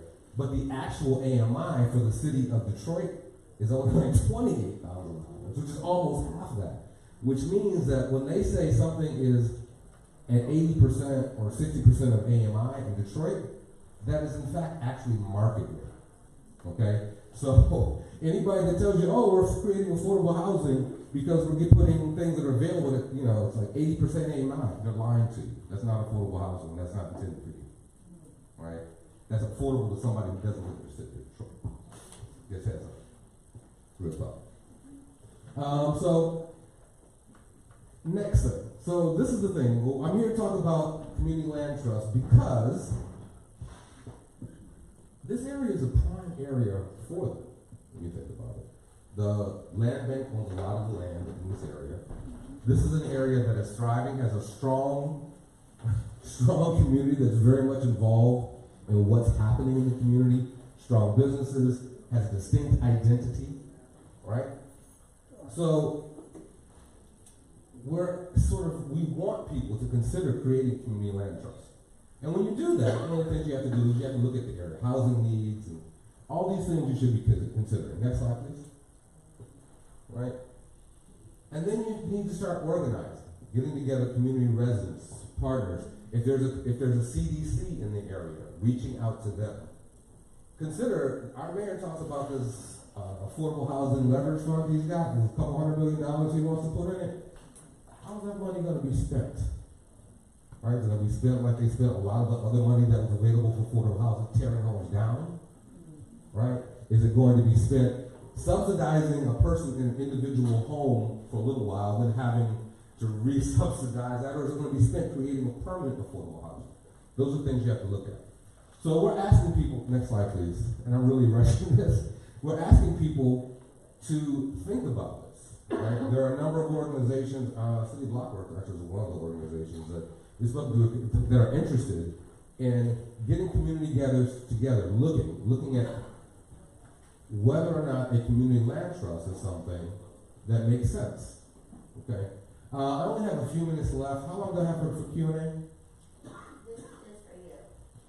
We got time for Q&A. Okay. Okay, I got 2 minutes. All right. So these are the things that individual organizing to create a community land trust should consider. Right. Our organization is a support organization. We provide services. Actually, the last slide of this is actually an RFP we're putting out. But we can't instigate any of this stuff, right? This community comes from the community. So these are the things, as I said, people, as they start working for a community land trust, put together. Next slide, please. Right? And these are basically the steps that go along. Forming a nonprofit, creating bylaws, identifying board members, creating a budget, fundraising. There's a lot of stuff that goes into it. It's not easy, but it can be done. You know, getting your elected officials engaged is important, right? So I that 4-hour presentation, I did it all over the city. And we had hundreds of people come out in every sort of, all over the city, you know, northwest, southwest, or whatever. Your councilman was willing to sit there and listen. That's how I ended up here. He's like, let me hear about this. Right? Having your elected representatives be interested in what's going on. It's vitally important. Next slide, please. All right. These are the skills you're going to need. That's why this is a partnership. It involves engaging everybody in the community. My organization provides this. And can help you with a lot of the other stuff too. And by the way, we're a nonprofit, so we don't charge for our services. It's not like I'm not here looking for, business or anything like that, right? And you always want to know that when people are talking. Next slide, because I think I'm running out of time. All right. If you're interested, and as I said, this is going to be up on our website. You can just Google Detroit Justice Center, and you'll find it. These are some resources you can look at. There's a huge network of organizations nationally and in the state of Michigan that are supportive of this kind of approach to development. Okay. Next page. All right, and you can't really see this, but when you go to our website, you'll see this up too. If it's not up today, it'll be up Monday afternoon.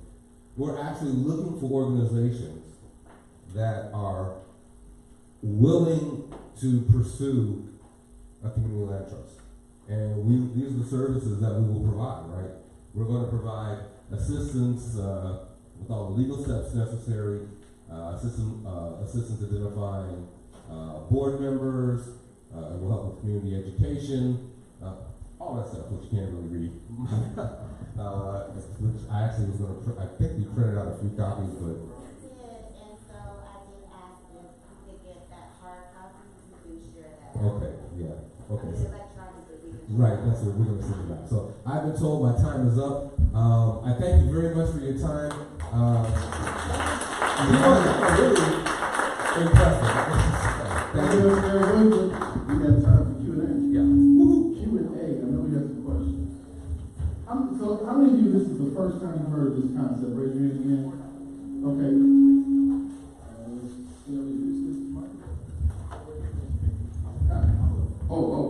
My question, I hear the word trust, and I think about wills and trust and estate planning.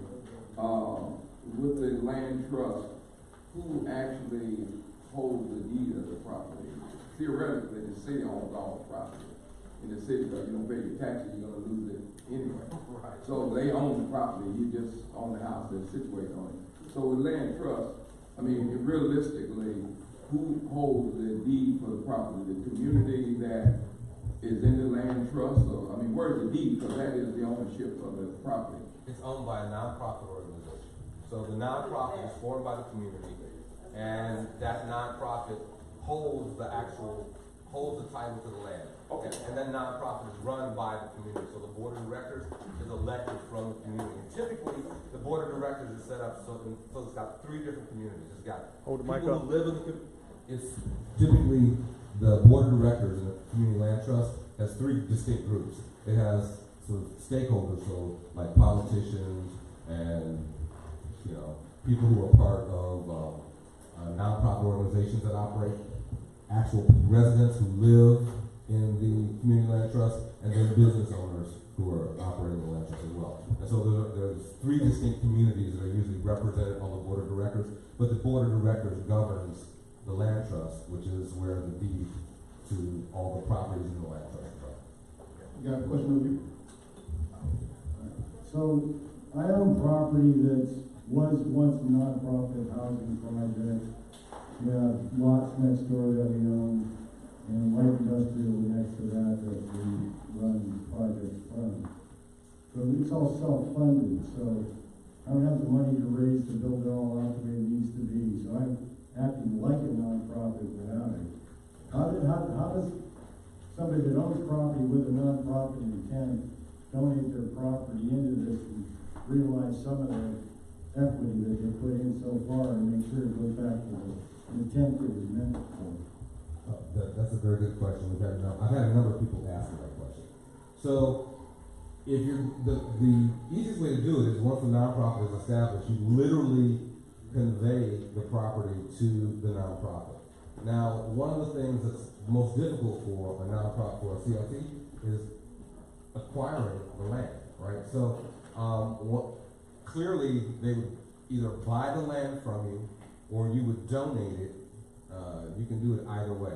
I've seen instances where people have contributed the land below what its actual appraised value is, and then that amount counts as a charitable contribution, and then they're paid a percentage as well.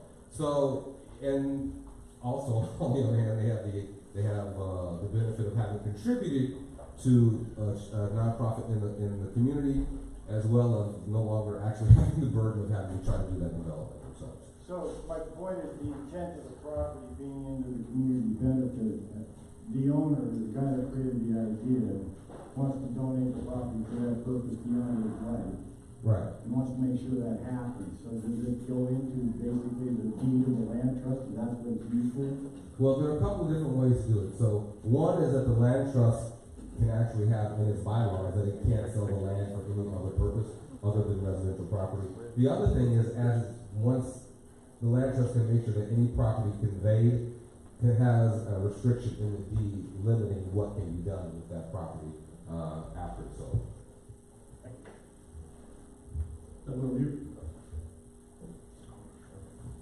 So you just touched on it, but in your experience, where does the majority of all this property come from? So it depends. So for example, in Atlanta, you had a lot of city-owned and county-owned land, right? I mean, we're talking about an area actually near the little loop that they put, the bellwether they put there, where there have been decades, generations of disinvestment And so the land was like a lot of Detroit. Just like it was city, county owned. Okay, and the city and county played a significant role in creating the community land trust. So it was easy for them to convey it. In other instances, it's been acquired from individual owners, and that's because you had philanthropic sources and corporate sources that contributed money that facilitated the acquisition of that real estate. Okay, so we got a few questions over here, and I'm going to go over there. You cited Atlanta as an example. Is there an area here, is there a group that has utilized this concept that the residents here can look into for guidelines? There's not a full-blown, completely operating CLT in Detroit right now. Reverend Ross and has several properties. They're not contiguous, and a land trust doesn't have to be. There's several properties in different parts of the city that are part of a land trust, but that's sort of ongoing and developing. And it's also my understanding that Avalon Village is considering this approach as well. But right now in Detroit, there isn't actually a fully functional one. But you can look, if you just Google community land trust, there's one in, what's the really large one? Burlington, there's a really large one. It's got like, I don't know, like several thousand properties it's called Burlington. Actually, just if you Google community land trust Burlington, you'll see it. There's also a great one in New Orleans as well. But in operating Detroit, that's what we're trying to do. We're trying to get people to.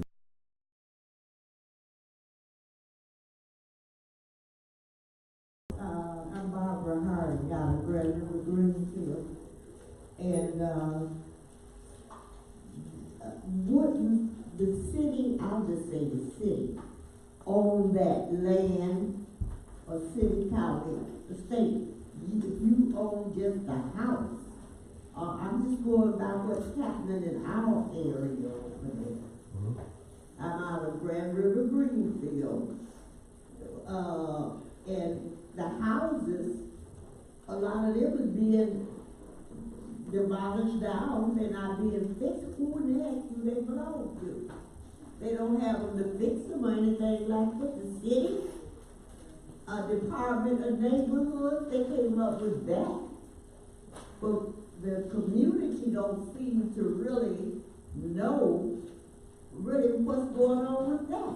What is the criteria that the Department of Neighborhood? Community. That's why I wrote it out of.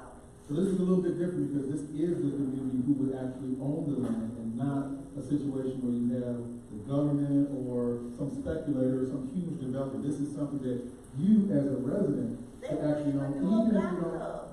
I mean a black club. Well, what they go, that is something that ain't not property. Yes, ma'am. Don't say I got to say. All right. You got one here wrong. So recently I was at a meeting and a financer was talking about the Jefferson Chalmers area and how they're doing the same kind of thing, and they're buying up homes to make sure, because I guess that's the new and up and coming area that's going to be right. Where everybody's going to be coming to buy and renting property. And so they're doing the same thing, trying to make sure that they can pull those prices down so that it doesn't become gentrified and people, the regular people, cannot move into that area. So we have all these vacant homes and rundown homes in this area.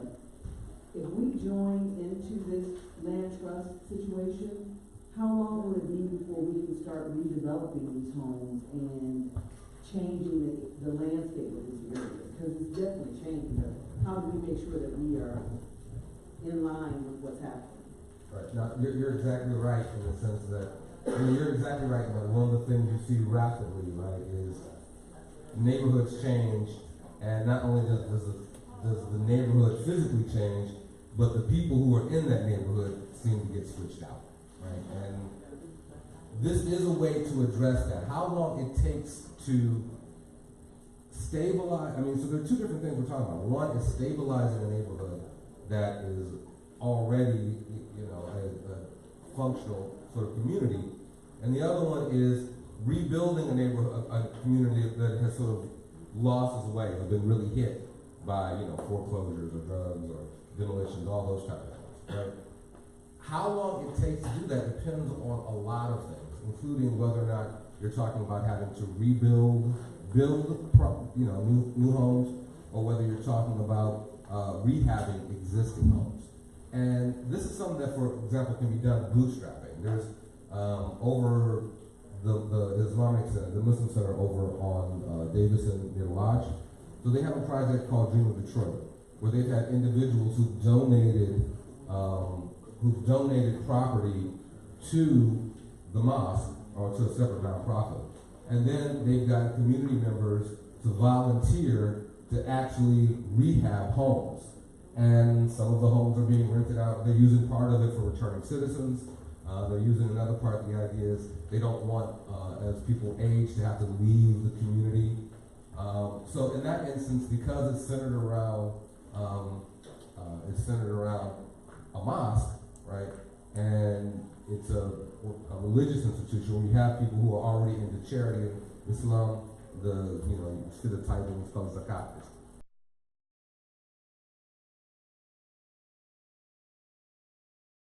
Using to do this. So it can be done doing that. It can be done, when it's been done on a large scale, it's involved money from city and state and federal housing sources, right? So the money that is going now toward a lot of the really ineffective affordable housing initiatives is being used to do that, right? So there's a lot of different ways, and the timeline depends on how it's being done, because development, it's not easy. You can bootstrap it, but that's not the most effective way to do it. So we want to make sure we're respectful of your time. Yeah. We're getting close to 12:30. So we have one question over here, 2, 3. Anyone else? All right, those will be our last speakers, our last Q&A folks before we wrap up and allow you to have the rest of it. Detroit Land Bank owns so much of properties in Detroit. I'm a Lahser president. I would say the last 2 years we've had about 26 homes in the area. We are considered one of the hardest hit areas for the funding. So I actually thought about this concept a couple of years ago. I brought it up to some communities, but they were saying you can't build the zoning. Is that, are there talks with the land bank about this, maybe something coming along the pipe? Are they aware that this is being brought up? Because they will have to negotiate some things with them as far as like ownership of the land and everything like that. So, complicated. No, not really, but I'm trying to be polite. So the truth of the matter is, the city is aware of this. They have actually reached out to an organization called Grounded Solutions to help them put together sort of what a community land trust would look like in the city, because the idea would be the city and the land bank would convey the property to this nonprofit, either free or for a nominal amount, and that would help get this going, right? And there's funding from affordable. So the city is contracted with an organization that's going to look up how to do it, to put together a report to see whether or not this is a viable option. Anyway, right. So which is why we've issued this RFP, right? We don't want to wait for the city. In particular, now see, I'll be honest, you're lucky. You have your councilman brought me out here. He said, hey, I love this is interesting. I'd love to see how the community. He brought me out here. Okay, so there are people in city government who are interested in doing it, or at least interested in exploring how it can be done. And my thought is the best way to do that is just essentially what we're trying to do is put together a pilot project. Come to us, we will help you do it, right? Because if we've learned anything as a city, it's too often waiting for others to do for us is a wait in vain. Yeah, we'll hear. Okay, I think I'm on information overload, but Ron, I'm sorry, Randall, he spoke about A&I in his presentation about the platform. Okay, you mentioned when we hear A&I about the affordability. So what does A&I stand for, the letters, and then break it down, what is it, how does it affect affordability? Okay, so I'll do it. I'm gonna do it. I'm trying to be quick because you're the first group I've ever encountered that actually paid attention to time. So I'm very impressed. And I don't want to be disrespectful and, be the one that shows up and not following the rules. So, all right, so AMI is area median income, right? So if you took what everybody in the city, in this area, whatever the area is, if you take everybody in that area, right, and you took like the midpoint, like half make more than this, half make more than that, that's what AMI is. And the idea is if your salary is right, if that's how much you bring home, okay? HUD, Housing and Development, they say in order for you to be comfortable, secure in where you live, you should spend more than 30% of your income on housing, right? No more. No more than 30% of your income on housing. So if your income is $10,000 a month, right? You should, or let's say $100,000 a month, you should spend no more than $30,000 on housing. That's just yearly, but anyway, okay? So you see where I'm going? So the problem with AMI in Detroit is they say AMI for Detroit is the area that they count when they calculate AMI for Detroit is Detroit, Livonia, and Warren. So if that income is actually way up here, it's like in the 40s. But if you took just Detroit, it's way down here in the 20s. Which means anytime they start talking about AMI, basically cut it in half for what AMI really is in Detroit. And so if they say, oh, we're going to make affordable housing, it's at 80% AMI. That's not affordable housing for Detroit. That might be affordable housing for Livonia or Warren. It's not affordable housing for Detroit. In fact, it's probably higher than the market rate in Detroit. So anybody that tells you that they are creating affordable housing at 80% AMI, and I'm going to tell you right now, and this is going to sound harsh, they are lying to you. Point blank, they are lying to you. And I'm an attorney. I used to teach at Wayne Law. No, attorney. Is it the statutory 80% or is the that they're lying about, or the reality of 80%? Technically, they are creating what the legally would be called affordable housing. But if they don't explain to you that what they are doing is a legalistic approach to it, they are lying to your face. And even if they slide it in there, they are misleading you. I always tell people, I can't draw up a contract for you that will help you if the person you're dealing with can't be trusted. Sir, who is they? I keep using the word they. Most developers in the city of Detroit. These people are asking a specific question about their neighborhood with a specific project with a specific person. No, that wasn't the way the question was posed to me. I think she was just looking. It was a very general question.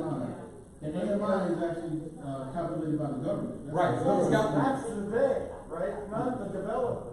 Well, AMI is set by the government, not the developer. But if the AMI is, for example, if you're in Warren, it's accurate, right? And so it doesn't. It's set by the government. You keep saying they're lying to you. It's the government. No, I know, but what I'm saying is, if a developer comes to you and says that I am creating affordable housing because I am creating a housing that is affordable at 80% of AMI, if they say that in Detroit, they are lying to you and it's not affordable housing. If they say that to you in Warren, they are telling the truth. So what it is semantics. Legally, they're telling you the truth. In reality, it's not 80%. So that's what it is. So we have to, from the government standpoint, have to change the way that's calculated. And the developers utilize this, understanding that it's not a realistic number. That's the only number. basis they have to go by, is what the government is saying, right? So it's not the So we've got to change it from the government's side of things. All right, so here we are. No, they can use it the way real quickly in the language. Hey, 1 million, folks. We start yelling out, Mr. Young want to be young. I don't want to get a one call. I'm going to sit down. We let these East Side folks in there.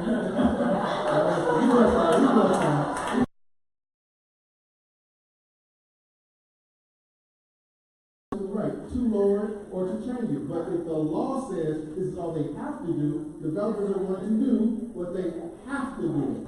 And that's what the law says. You might find some angel investor kind of folks who want to do some things that are a little bit different. They may be able to get some other benefit elsewhere, but for the most part, they're following the law. Hi. Yeah, so,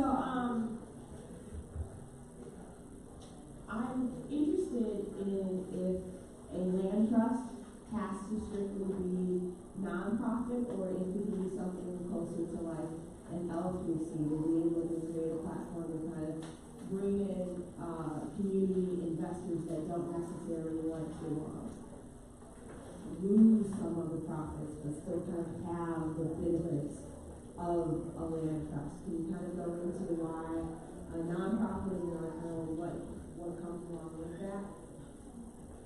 Yeah, you can't do it. I mean, theoretically, you could do it.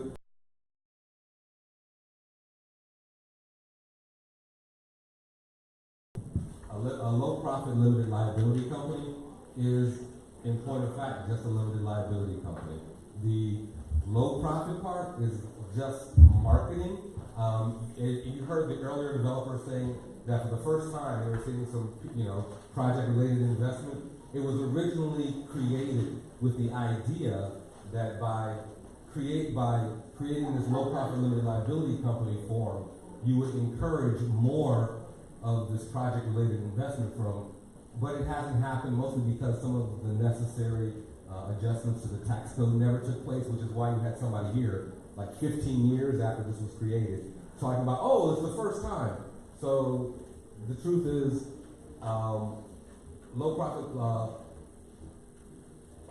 limited liability companies are, despite the best efforts of the people who run them or own them, really nothing more than limited liability companies, and it doesn't have the same sort of, it doesn't have the same limitations and restrictions that a nonprofit would, which is actually what.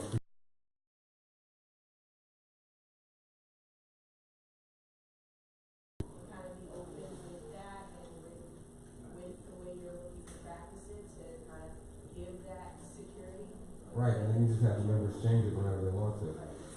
I mean, it just doesn't work the same. It's not the same as having the power of the U.S. tax code behind you, and and basically Michigan's Nonprofit Corporations Act preventing you from doing something. It's just you're relying strictly on the goodwill of the people who happen to form it at the time, and it doesn't work out quite the same.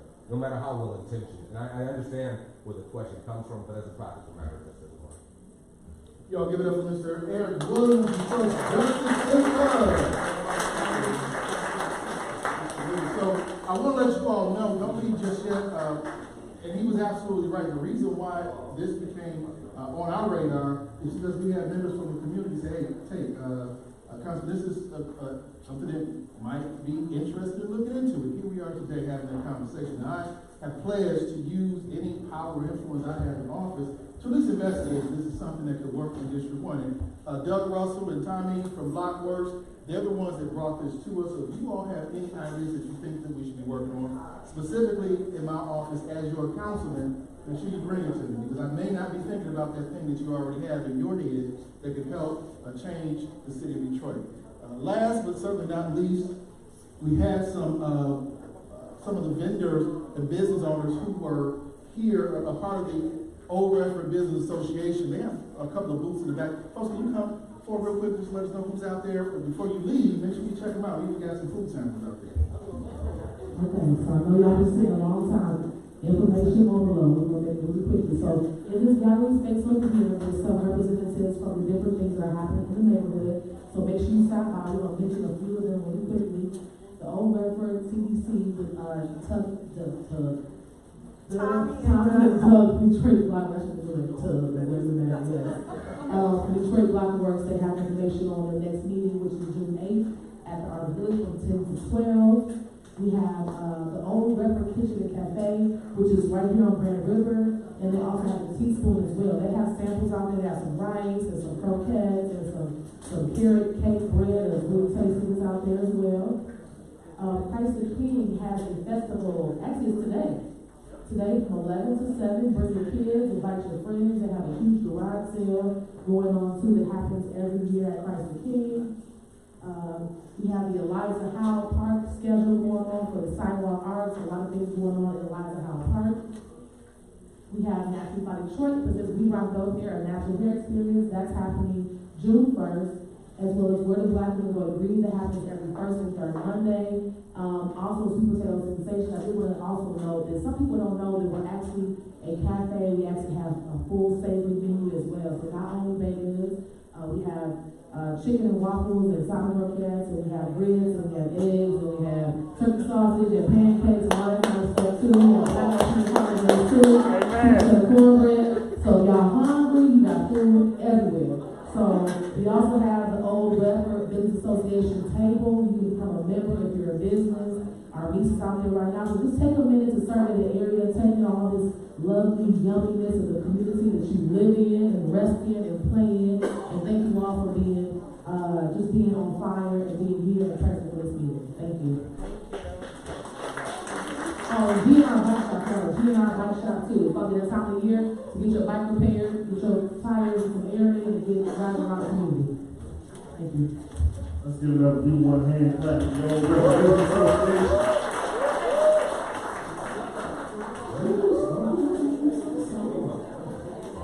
That was an amazing meeting, was it not, folks? Yeah. Let's give it up for our team and the council table staff. It is now time for my favorite portion of the presentation, dad joke from Aaron. So everyone take a seat, let's get ready. Keep it down, folks. Keep it down, folks. I have the microphone. All right, guys, if you have an announcement, community announcement for your association or group, please join me up front. We are being cognizant of your time, so let's keep it to 30 seconds. If you have any announcements, please join me up front. In the interim, what do you call a fake noodle? An imposter.